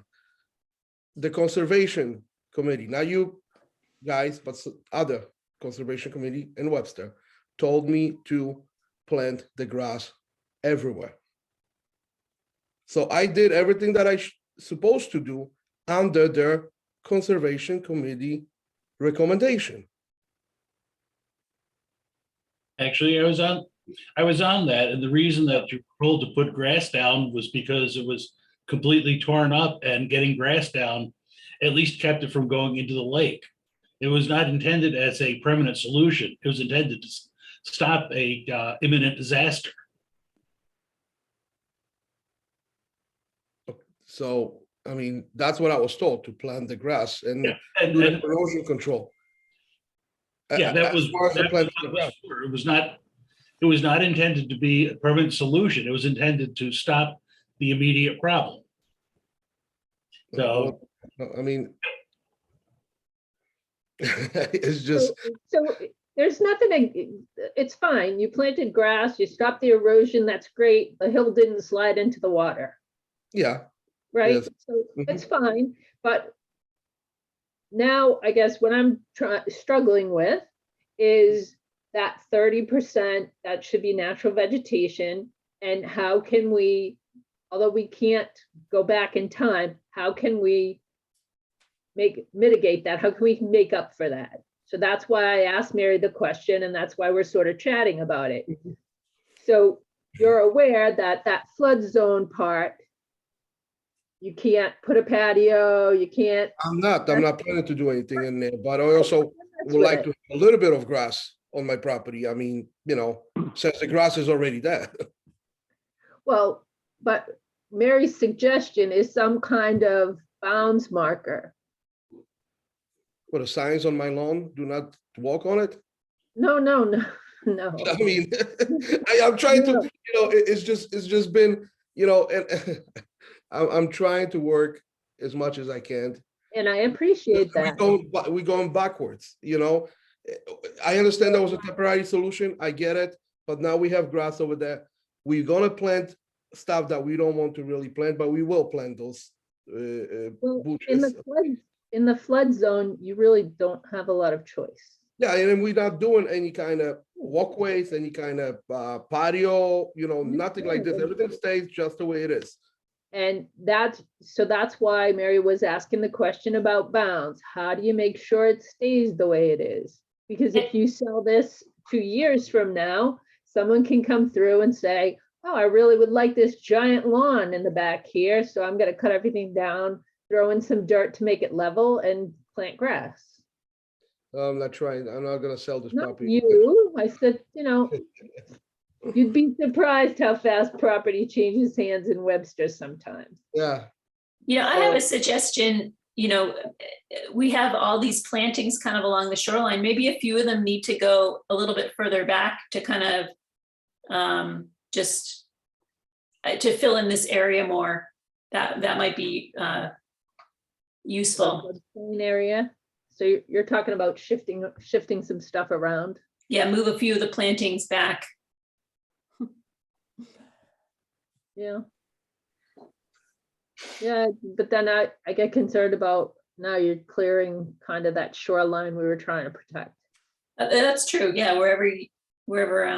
Yeah, I was just thinking that would give a visual marker as to this area needs to. So Merrick, when we mean it remains natural, it means no mowing, you know, just let it kind of go, you know, let the shrubs grow up. Okay, so be like my neighbor. Yeah, exactly, like your neighbor's house. Yeah, just so you know, I have a large dog that needs to run around too over there. So just so you know. Yeah, well, he's gonna have to run around on the sides of the house. Okay. Yeah, because of that flood zone. So commissioners, any creative thoughts here?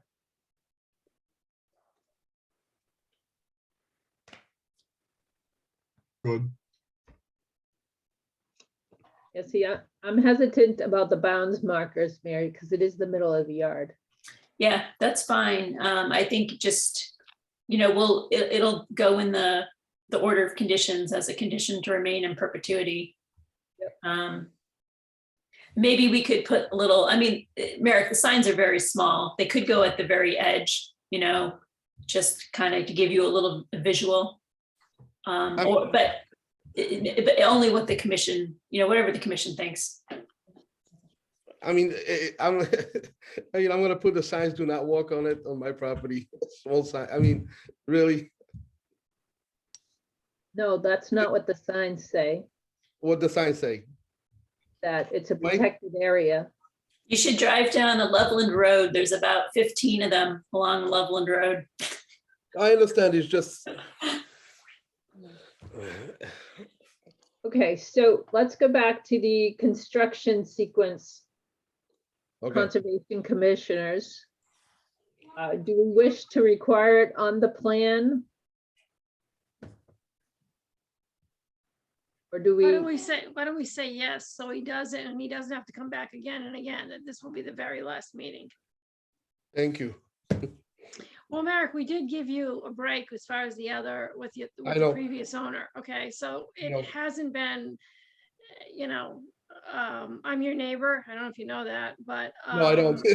Yeah, I'm looking forward to you building your home and everything, but we did give you a pretty big break on that, given, Yes, yeah, we didn't want to give you any more hassle than clearly you already have. So, but to me, I think we should put on the plan so Merrick completely knows he has been, we ought to adopt him as part of the board, given he's come back so many times. So have this be the finale. And just maybe have your Mr. Jarlbut look at because at 94 Bates Point, they put together a construction sequence that Joey didn't think there was enough detail on. So Right. that's the level of detail.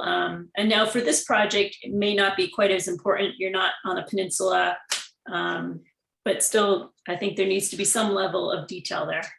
Right. I- And again, we think- want that because we've had, again, to explain, if you've listened to the whole meeting, we've had walls that we didn't do details on that now we're trying to fix. We've had, what was the other thing? Anyway, some of the banking that was destroyed. Then again, the neighbor we're trying to be politically correct too and nice and explain things, but then you get Gladys Kravitz as a neighbor who wants to be impressive to all the other neighbors that commit, and that she went to the Attorney General's office on us, on the builder, on the owner. We don't want to have that stuff happen again. I Okay, so- absolutely understand, yes, yeah. Okay, so this will be your last meeting again. Put the plans on. Okay, whatever. Just, whatever one Michelle more. just said.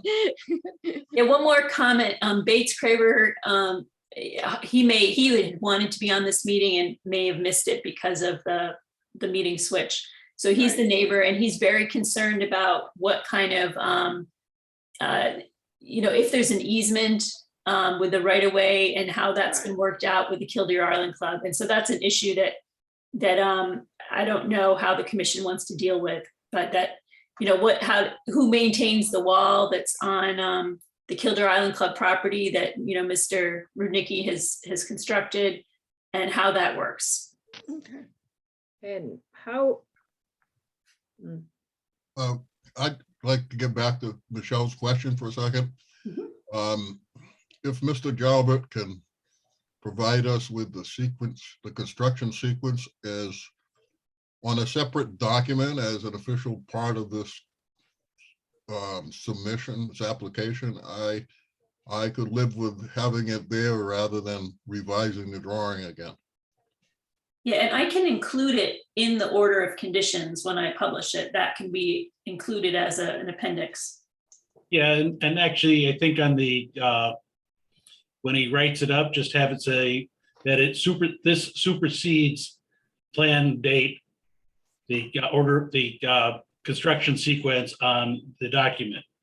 I don't think there is one, so I would say maybe addendum to, and maybe put a note on the revision, see construction sequence separate paper. I don't know, maybe that would make it clear. We can make it under revision 3 and Yeah. put down that the construction sequence is on another paper. Do that as revision. Yeah, I'd be happy with that. Okay, we can do that. I'm okay with that too. So Mary, his question was related to the wall on the right of way. Yeah, Well, technically, we can't give permission to do anything that's not your property, right? yeah, the Kildare Island Club has written a letter saying they grant permission for work to be done. Let's see if I can pull that up. Yeah, they were voting on it and they vote to, they allow me to improve the entryway, if you will. I'm not really doing anything else, just improving the entryway to the property of the Kildare Island Club. I'm also a member, so, and everybody was really happy and for it. And so then Mr. Craver's concern is who's gonna maintain it? Yeah, Yeah. I will. I suggest that nobody's maintained it in 50 years, and it's not really a big issue. Okay, so at this point, is there anyone who is a neighbor and a butter, someone that lives in Webster that has questions, concerns about this project? Because I realize we haven't asked for public input for this one.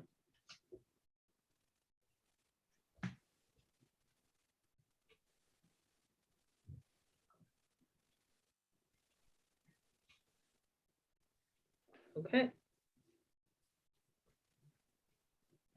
All right, I would entertain a motion to close the public hearing at this point. I don't I'll think we make the can, motion. but we're gonna continue it. Aren't we gonna continue this for a construction sequence? You think we should continue it for that? Oh, it's up. I don't care. That's what I thought. That's the direction I thought you guys were going.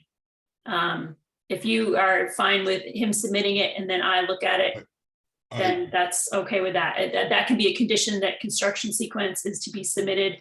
Well, no, because it's gonna go in the order of conditions. So he has to submit it before I even issue the order. I'll make the motion to close the public hearing on 69 South Shore Road on the condition that a construction sequence will be submitted and added as an addendum to the plan. Submitted. One moment, please. Mary, can we do that if you need that as part of the order of conditions? Well, I have to issue the order within 21 days. So I think we need to give him a hard deadline of like 10 days from now. So that. Sooner than that. Mr. Jalbert, is that doable to get the construction sequence? No problem at all, within 10 days easily. Okay. So 10, is that Michelle? good? Yeah, What if he submits a sequence that the board doesn't approve of or that's inadequate? So what do you do?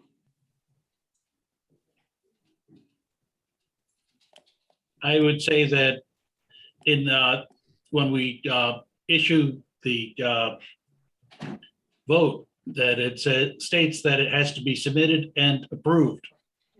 In which case, why don't we just keep the hearing open? I think just continue it. Karen has a good Just a point. second, excuse me, just a minute. Once you write the order of conditions and assuming that the construction sequence is an integral part of the order of conditions, whether it's approved or not approved, the fact of the matter is it isn't even legal until the members of the board sign that order of conditions. So to take it from that here to another meeting or something is redundant, because the thing is, if the construction sequence is not acceptable within the order of conditions, the members of the board do not have to sign it, and it doesn't become a legal instrument, period. Yeah, the way we're doing things since COVID is I'm signing and the board hasn't signed anything in 2 years. So I'm signing for the board. So it would require a special meeting of the board to look it over. And that's why I don't think the board really wants to schedule a special meeting just to look this over. Okay, whatever you want to do, that's all, okay. Yeah, I would point out that nobody has to, Merrick doesn't have to come back for the next meeting. We're just going to be looking at it and then voting on it. Okay. And hopefully we can, some of us can look at it in advance to see if we see anything that we don't like, so it could be sent back for revision before the board takes a Okay. vote. Fine. Yeah, we should be all right with that.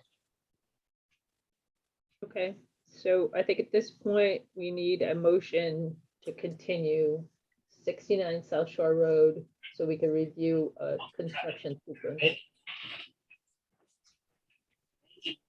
Go ahead, Fred. Fred was talking to Rocket, I think. Okay, I'll make the motion to continue 69 South Shore Road while Mr. Jalbert prepares the construction sequence for us and submits it to Mary. Have a second? I second. All right, Ms. Cirillo, Yes. Dr. Jewel, Yes. Mr. Bach, Yes, Mr. Duto. Yeah.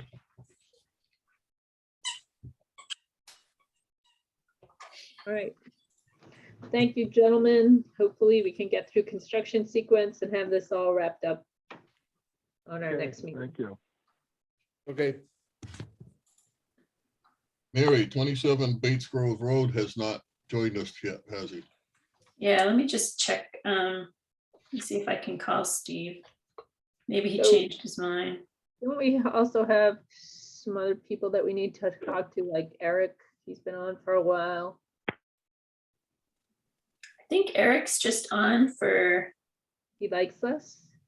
listening, but I actually find it entertaining. As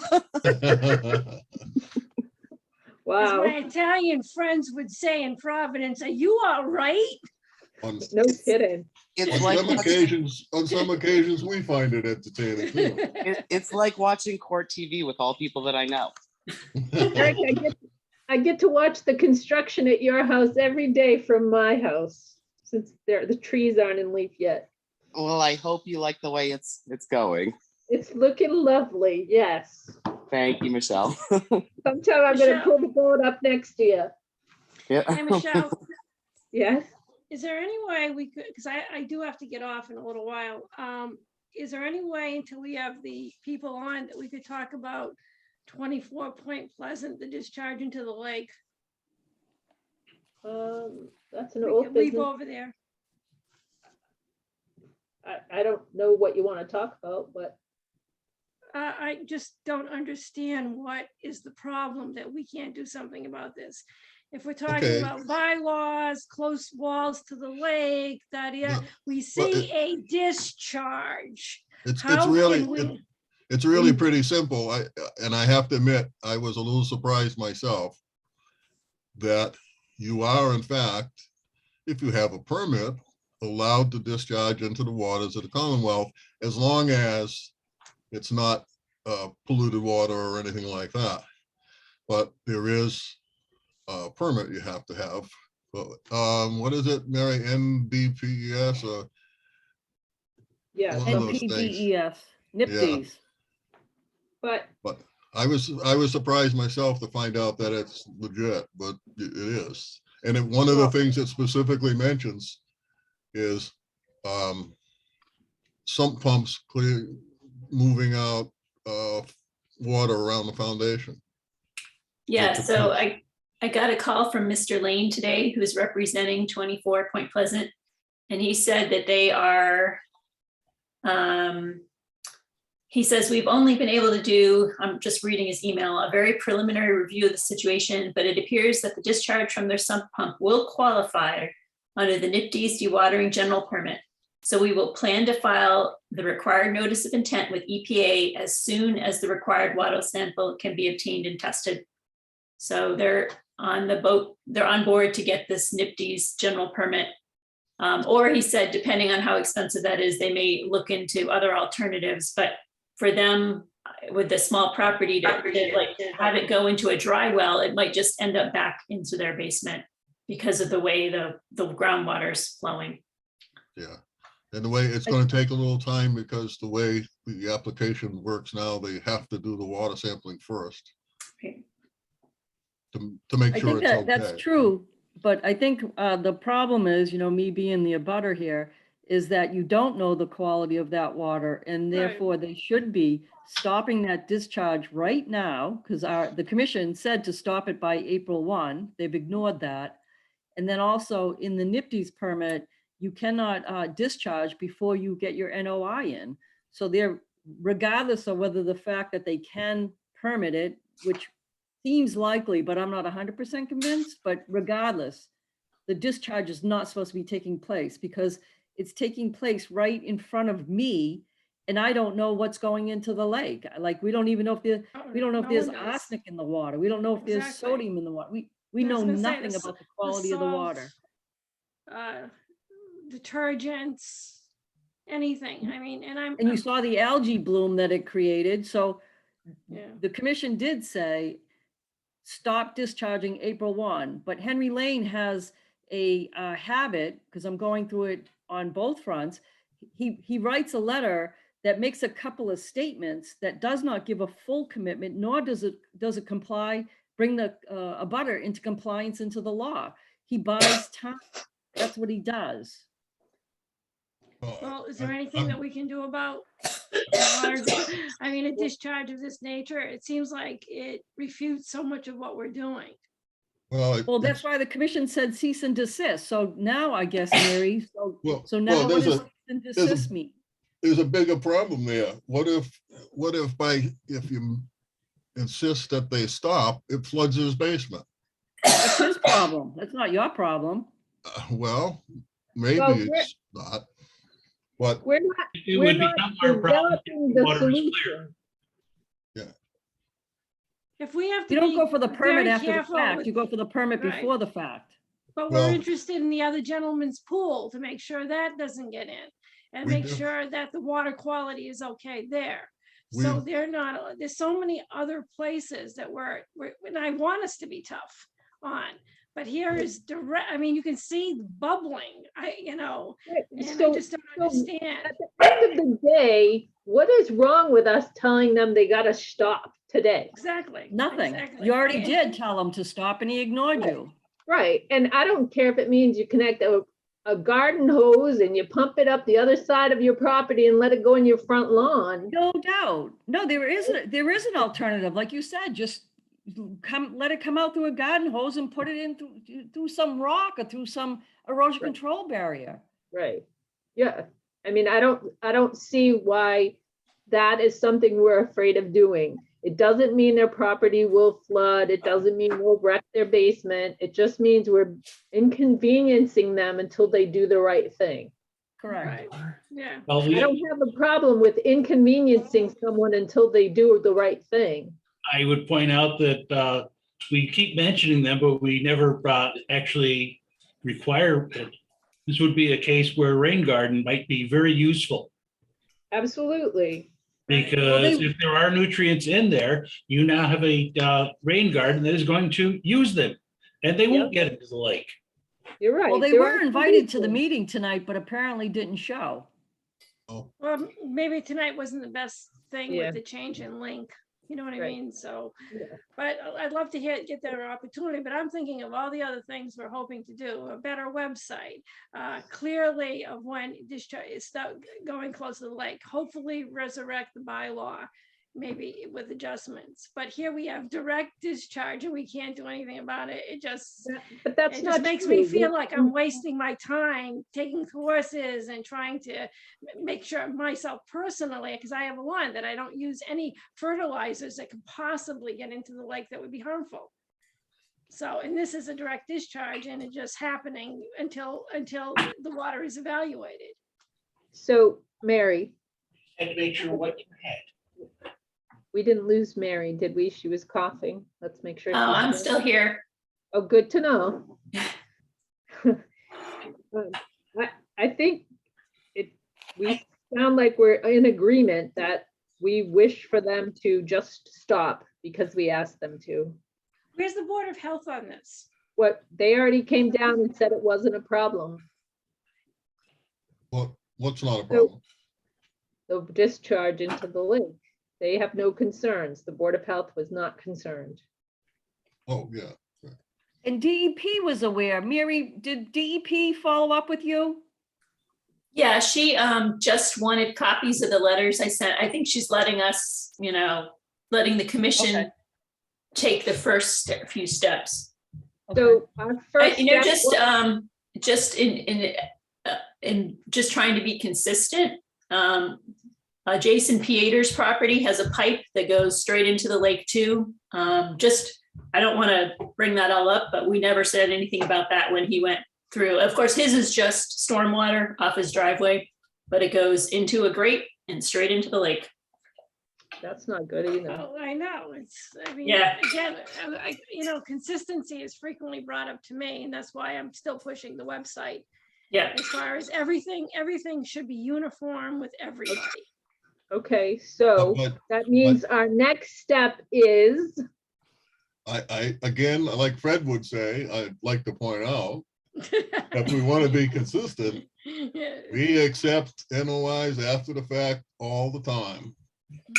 And that's what they're offering to do. not with us. You They're- do? You accept a NOI after the fact? Of course Yes. we do it all the time. I've never seen it since I've been on the board. We Stick do. around, you will. Yeah, we got one coming up. We requested that they do what? I don't recall the exact Cease and details. desist. Yeah, I didn't give them any ideas as to how to fix the problem. Right, and they haven't ceased or desisted, they've just sent us a letter. Well, they sent me an email with a call from a lawyer. Yes, so I think we have to reach back out, reminding them of the cease and the desist, and get the plan. We want the plan. They need to stop. They need to stop now until they get their permits in place. I don't know how else to handle it, right? Usually it would be an enforcement. We told you not to do this. You didn't do it. You didn't hit the deadline. I think we Stop can now. issue an enforcement order for this. If the board wants to vote on that, it's like the next step. Yeah. Okay, board, does someone want to make a motion to issue an enforcement order for 24 Point Pleasant?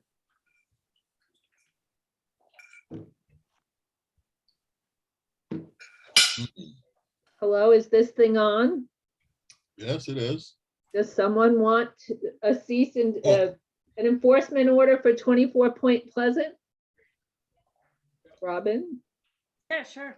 I motion we have an enforcement order in 24 Point Pleasant to cease Thank and you. desist the discharge until it's proven. Will they solve it? So, a second? I'll second. Rocket second. Ms. Cirillo, Yes. Dr. Jewel, Yes. Mr. Bach, Yes. Mr. Duto. Dan, I'll say yes. thank you. Mary, do you need specifics from us, or you got what has to go happen? I would just put on it, they need to stop the discharge until their permits are in place on the enforcement order. And please feel free to remind them that we can find them. So, Or you might add some text to that saying, or find an alternative place for the water to go. Because like Michelle said, maybe they could just pump it up the other side or someplace. But the idea is you're telling them not to run it through the pipe into the lake. yeah. Do we want to give them a deadline? I mean, personally, I thought the 1 week last time was a little harsh. That was my personal opinion. But But they ignored us anyway. yeah, What do you think is reasonable, Mary, since you thought we were harsh? I like to give people, I mean, this has been going on for how many years? Like 20 years? So I would give them a couple weeks, I would say, but that's me. I'd point out that they didn't ignore us. They hired a lawyer. Yeah. Right. Yeah. Is like ignoring us. I'm okay with a couple weeks myself. Yeah, me too. I'll say 3 weeks. That's it. 3 weeks? Yeah, I Yeah, think that's end of the more month, than a, yeah, 1st of May, something like that. right. It's, yeah. Yeah, that would give them a chance to have water tests done. Before they reroute it. Okay, so let's go back to 27 Bates Grove Road. Are we continuing this one? Yes. Okay, so I need a motion to continue 27 Bates Grove Road to April 21st. I'll make that motion. I second. Ms. Chirillo, Yes. Dr. Jewel, Yes. Mr. Bach, Yes. Mr. Dutel. Yes. Okay. All right. Mary, do you have anything on the agent's report? Yes. Okay, Um, we're fighting time here. I know Robin's got to go. What time do you need to leave, Robin? The absolute, like 8:20. I have to go to my mother's house, so. Okay. All right, so, well, there's 2 violations I've run into since I last saw you guys. This one's kind of minor. Well, it's not minor, it's bad. So this is 6 Black Point. Somebody built underneath the deck. There was not supposed to be anything beyond the deck.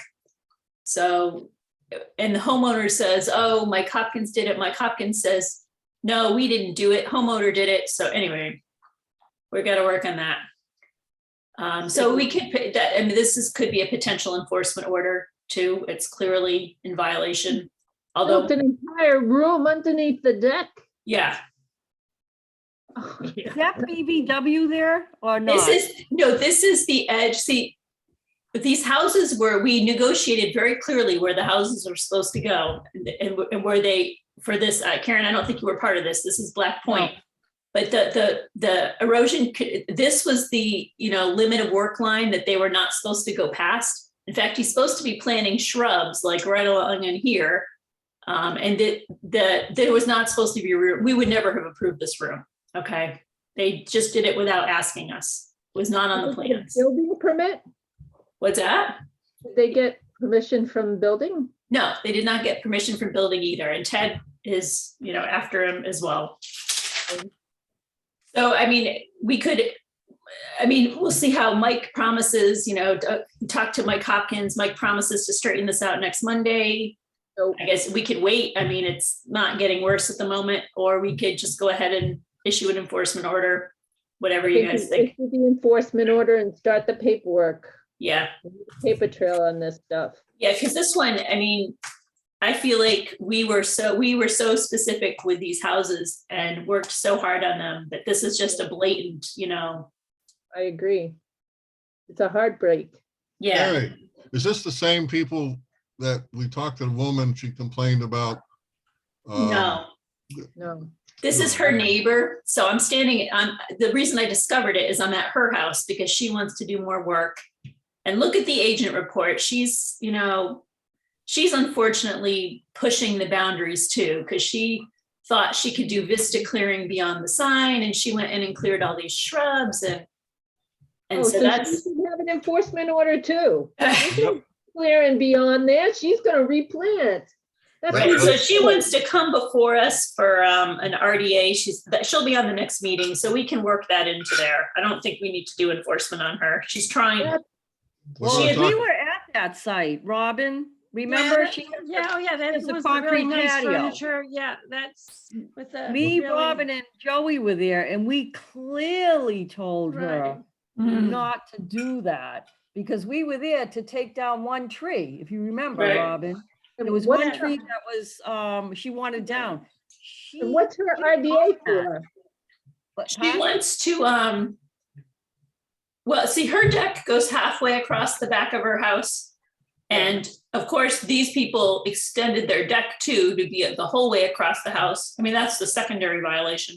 So she wants that. So I told her to put in an RDA for that. In my mind, that's not a huge alteration, but I don't like the other stuff she's been doing, so. Yeah. We So were there the for the lady- shed and to take down one tree, and that was it. Right, and I don't We think saw the that shed ended up, Remember the water was going into, remember the erosion going into the. Yeah, she had an Yeah. erosion area. problem. Yep. yep, she still does. And She had really nice patio furniture though. Oh, that was sharp. and I don't remember that mound being there before where they put the shed. It looked Yeah, like- that was added, that was a little extra. So Yeah. she's a little extra and that needs to get wheeled in too. This is ridiculous. There's an RDA for that. Mary, could you find it? RDA, Yeah, I Okay. remember because we visited that site. Yeah, there's an RDA for the shed. I don't think there was a mountain of gravel under it. No, I think they pushed that shed back from where we talked to them about it. yeah, Well, you know the beauty of a shed? You can move it. Yep. Hook it up. I'll tow it up back where it belongs in my truck. And like, why do we have them put the signs up if you can just go beyond there and mow Right. stuff down? actually, that shed was a modification, now I remember. See, here's her plan for it. Oh. Well, that's a nice plan. And we were there to look to judge on one tree also. I know we Yeah. were. Yep. Yeah, the tree's gone. Yes, and all the other vegetation, it wasn't clear like that before. No, it wasn't. He's got to replace that. Get it. Because that's all buffer zone, isn't it? Yeah, so the idea is well, this plan doesn't show the limit of work, There are unfortunately. signs that say, don't go beyond it. You can even see Yeah. them in the picture of the clearing. See Yeah, that it's green? right there. She only has one though. Mike hasn't put the other one up on the other side. But still, it should be pretty obvious that you can't go beyond that. Well, let's stick it to them then. Yeah. So that's that one. And then, but the bigger, this one's a lot worse though. That's the minor violation. Here's Eric's property, if you guys want to look at that. Yeah, they put a lot of riprap in. Yeah, I was a little surprised, but Make up for the wall backing up. yeah, yeah, So, it does yeah. cover the old foundation. yeah, it is covering the old foundation. It's within our own footing. What we kind of thought is typically with riprap, you allow 3 feet wide by 2 feet tall. And where our wall actually was, we are well within that limit. So we actually gave back 3.5 to 4.5 feet to the lake around the entire property. Then Eric says this gravel's going.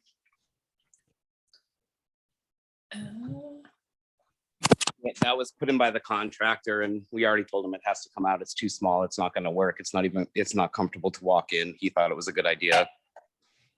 Oh, yeah, barefoot, that would be awful. Right. God, yeah.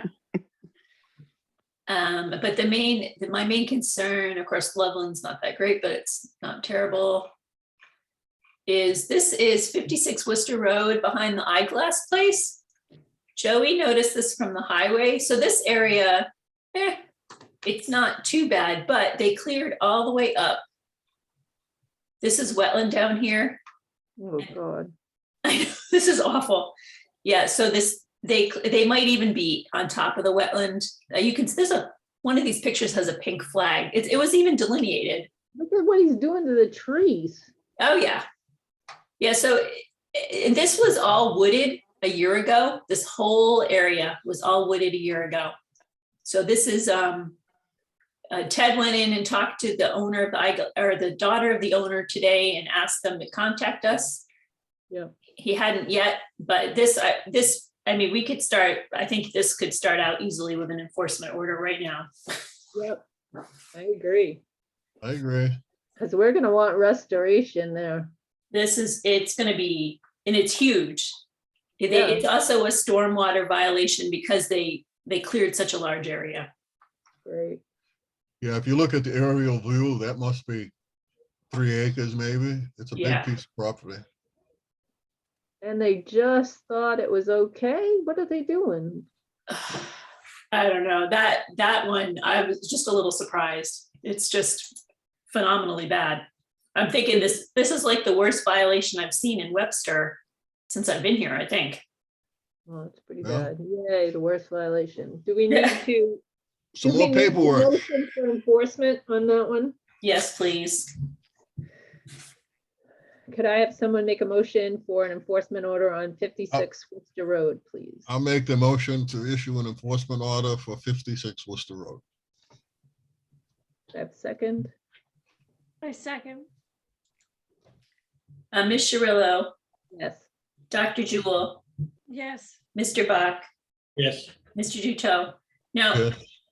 you know, I know that DEP, like typically we would require them to submit a notice of intent and a restoration plan, but I know DEP, sometimes they'd rather just leave it with the enforcement. So I'm not sure how the best, I mean, it's gonna need a notice of intent anyway, because it's such a massive alteration near the wetland. Great. They're gonna have to, yeah, they're gonna have to come up with a whole plan, which has to be in an NOI. Yeah. Yeah, they're No, gonna the need, restoration they're gonna plan. need wetland scientist, restoration plan, Yeah, and you might want to send the pictures to DEP just so that they are. Yeah. well, this would go in part of the enforcement, right? When you write up the enforcement, whatever gets sent to DEP. Yeah, they get, I don't usually put pictures in, but I can. Yeah, we might need help with that. Yeah, I think we really might. This is huge. It is huge. Yeah, if you want to go up and take some better pictures of the wetland edge or something, Mary, I'd be happy to go with you. It's pretty hard to get down this slope. I don't know how you can, it's extremely steep. I don't think you would want to, I think you'd have to walk around to get at it. I was looking at it to consider going down it, you know, it's all loose rock, very, very steep. Yeah. Yeah, but you're right. You're probably right. We need to get better pictures. Well, you can tie a rope around your waist and lower me down. Okay. I don't know, we could post on Webster Lake Life, see if anybody's got a drone. Call Bo, he's got one.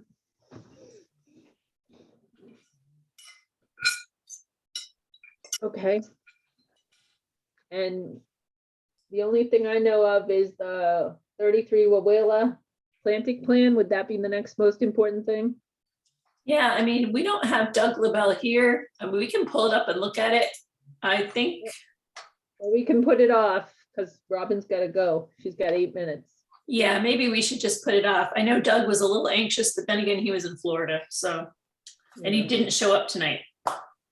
So, But of course, there was a bad meeting link. That's probably why he didn't show up. okay, that's life. Yeah. We got a lot done, bad meeting link and all. Is there anything else we need to cover? The 32 Point Pleasant, they did pull their dock. They are submitting a Chapter 91. They will be before us shortly. They sent like a draft. They sent something today. I didn't read it yet. They did pull their dock, you said? Yep. Yep. Oh, that's good. Good. Yep. Yep. And I don't think there's anything else that on this list that we have to talk about tonight. Okay. All right, then if Mary is done talking to us, we need the most popular motion of the evening. I'll make the motion that this evening's discussion be adjourned. I second. All those in favor? Aye. Aye. Aye. Thank you, everyone. We got 3 ayes. Stay safe, everybody. Have a good night.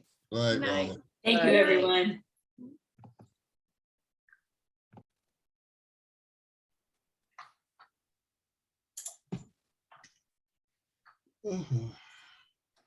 Stop share.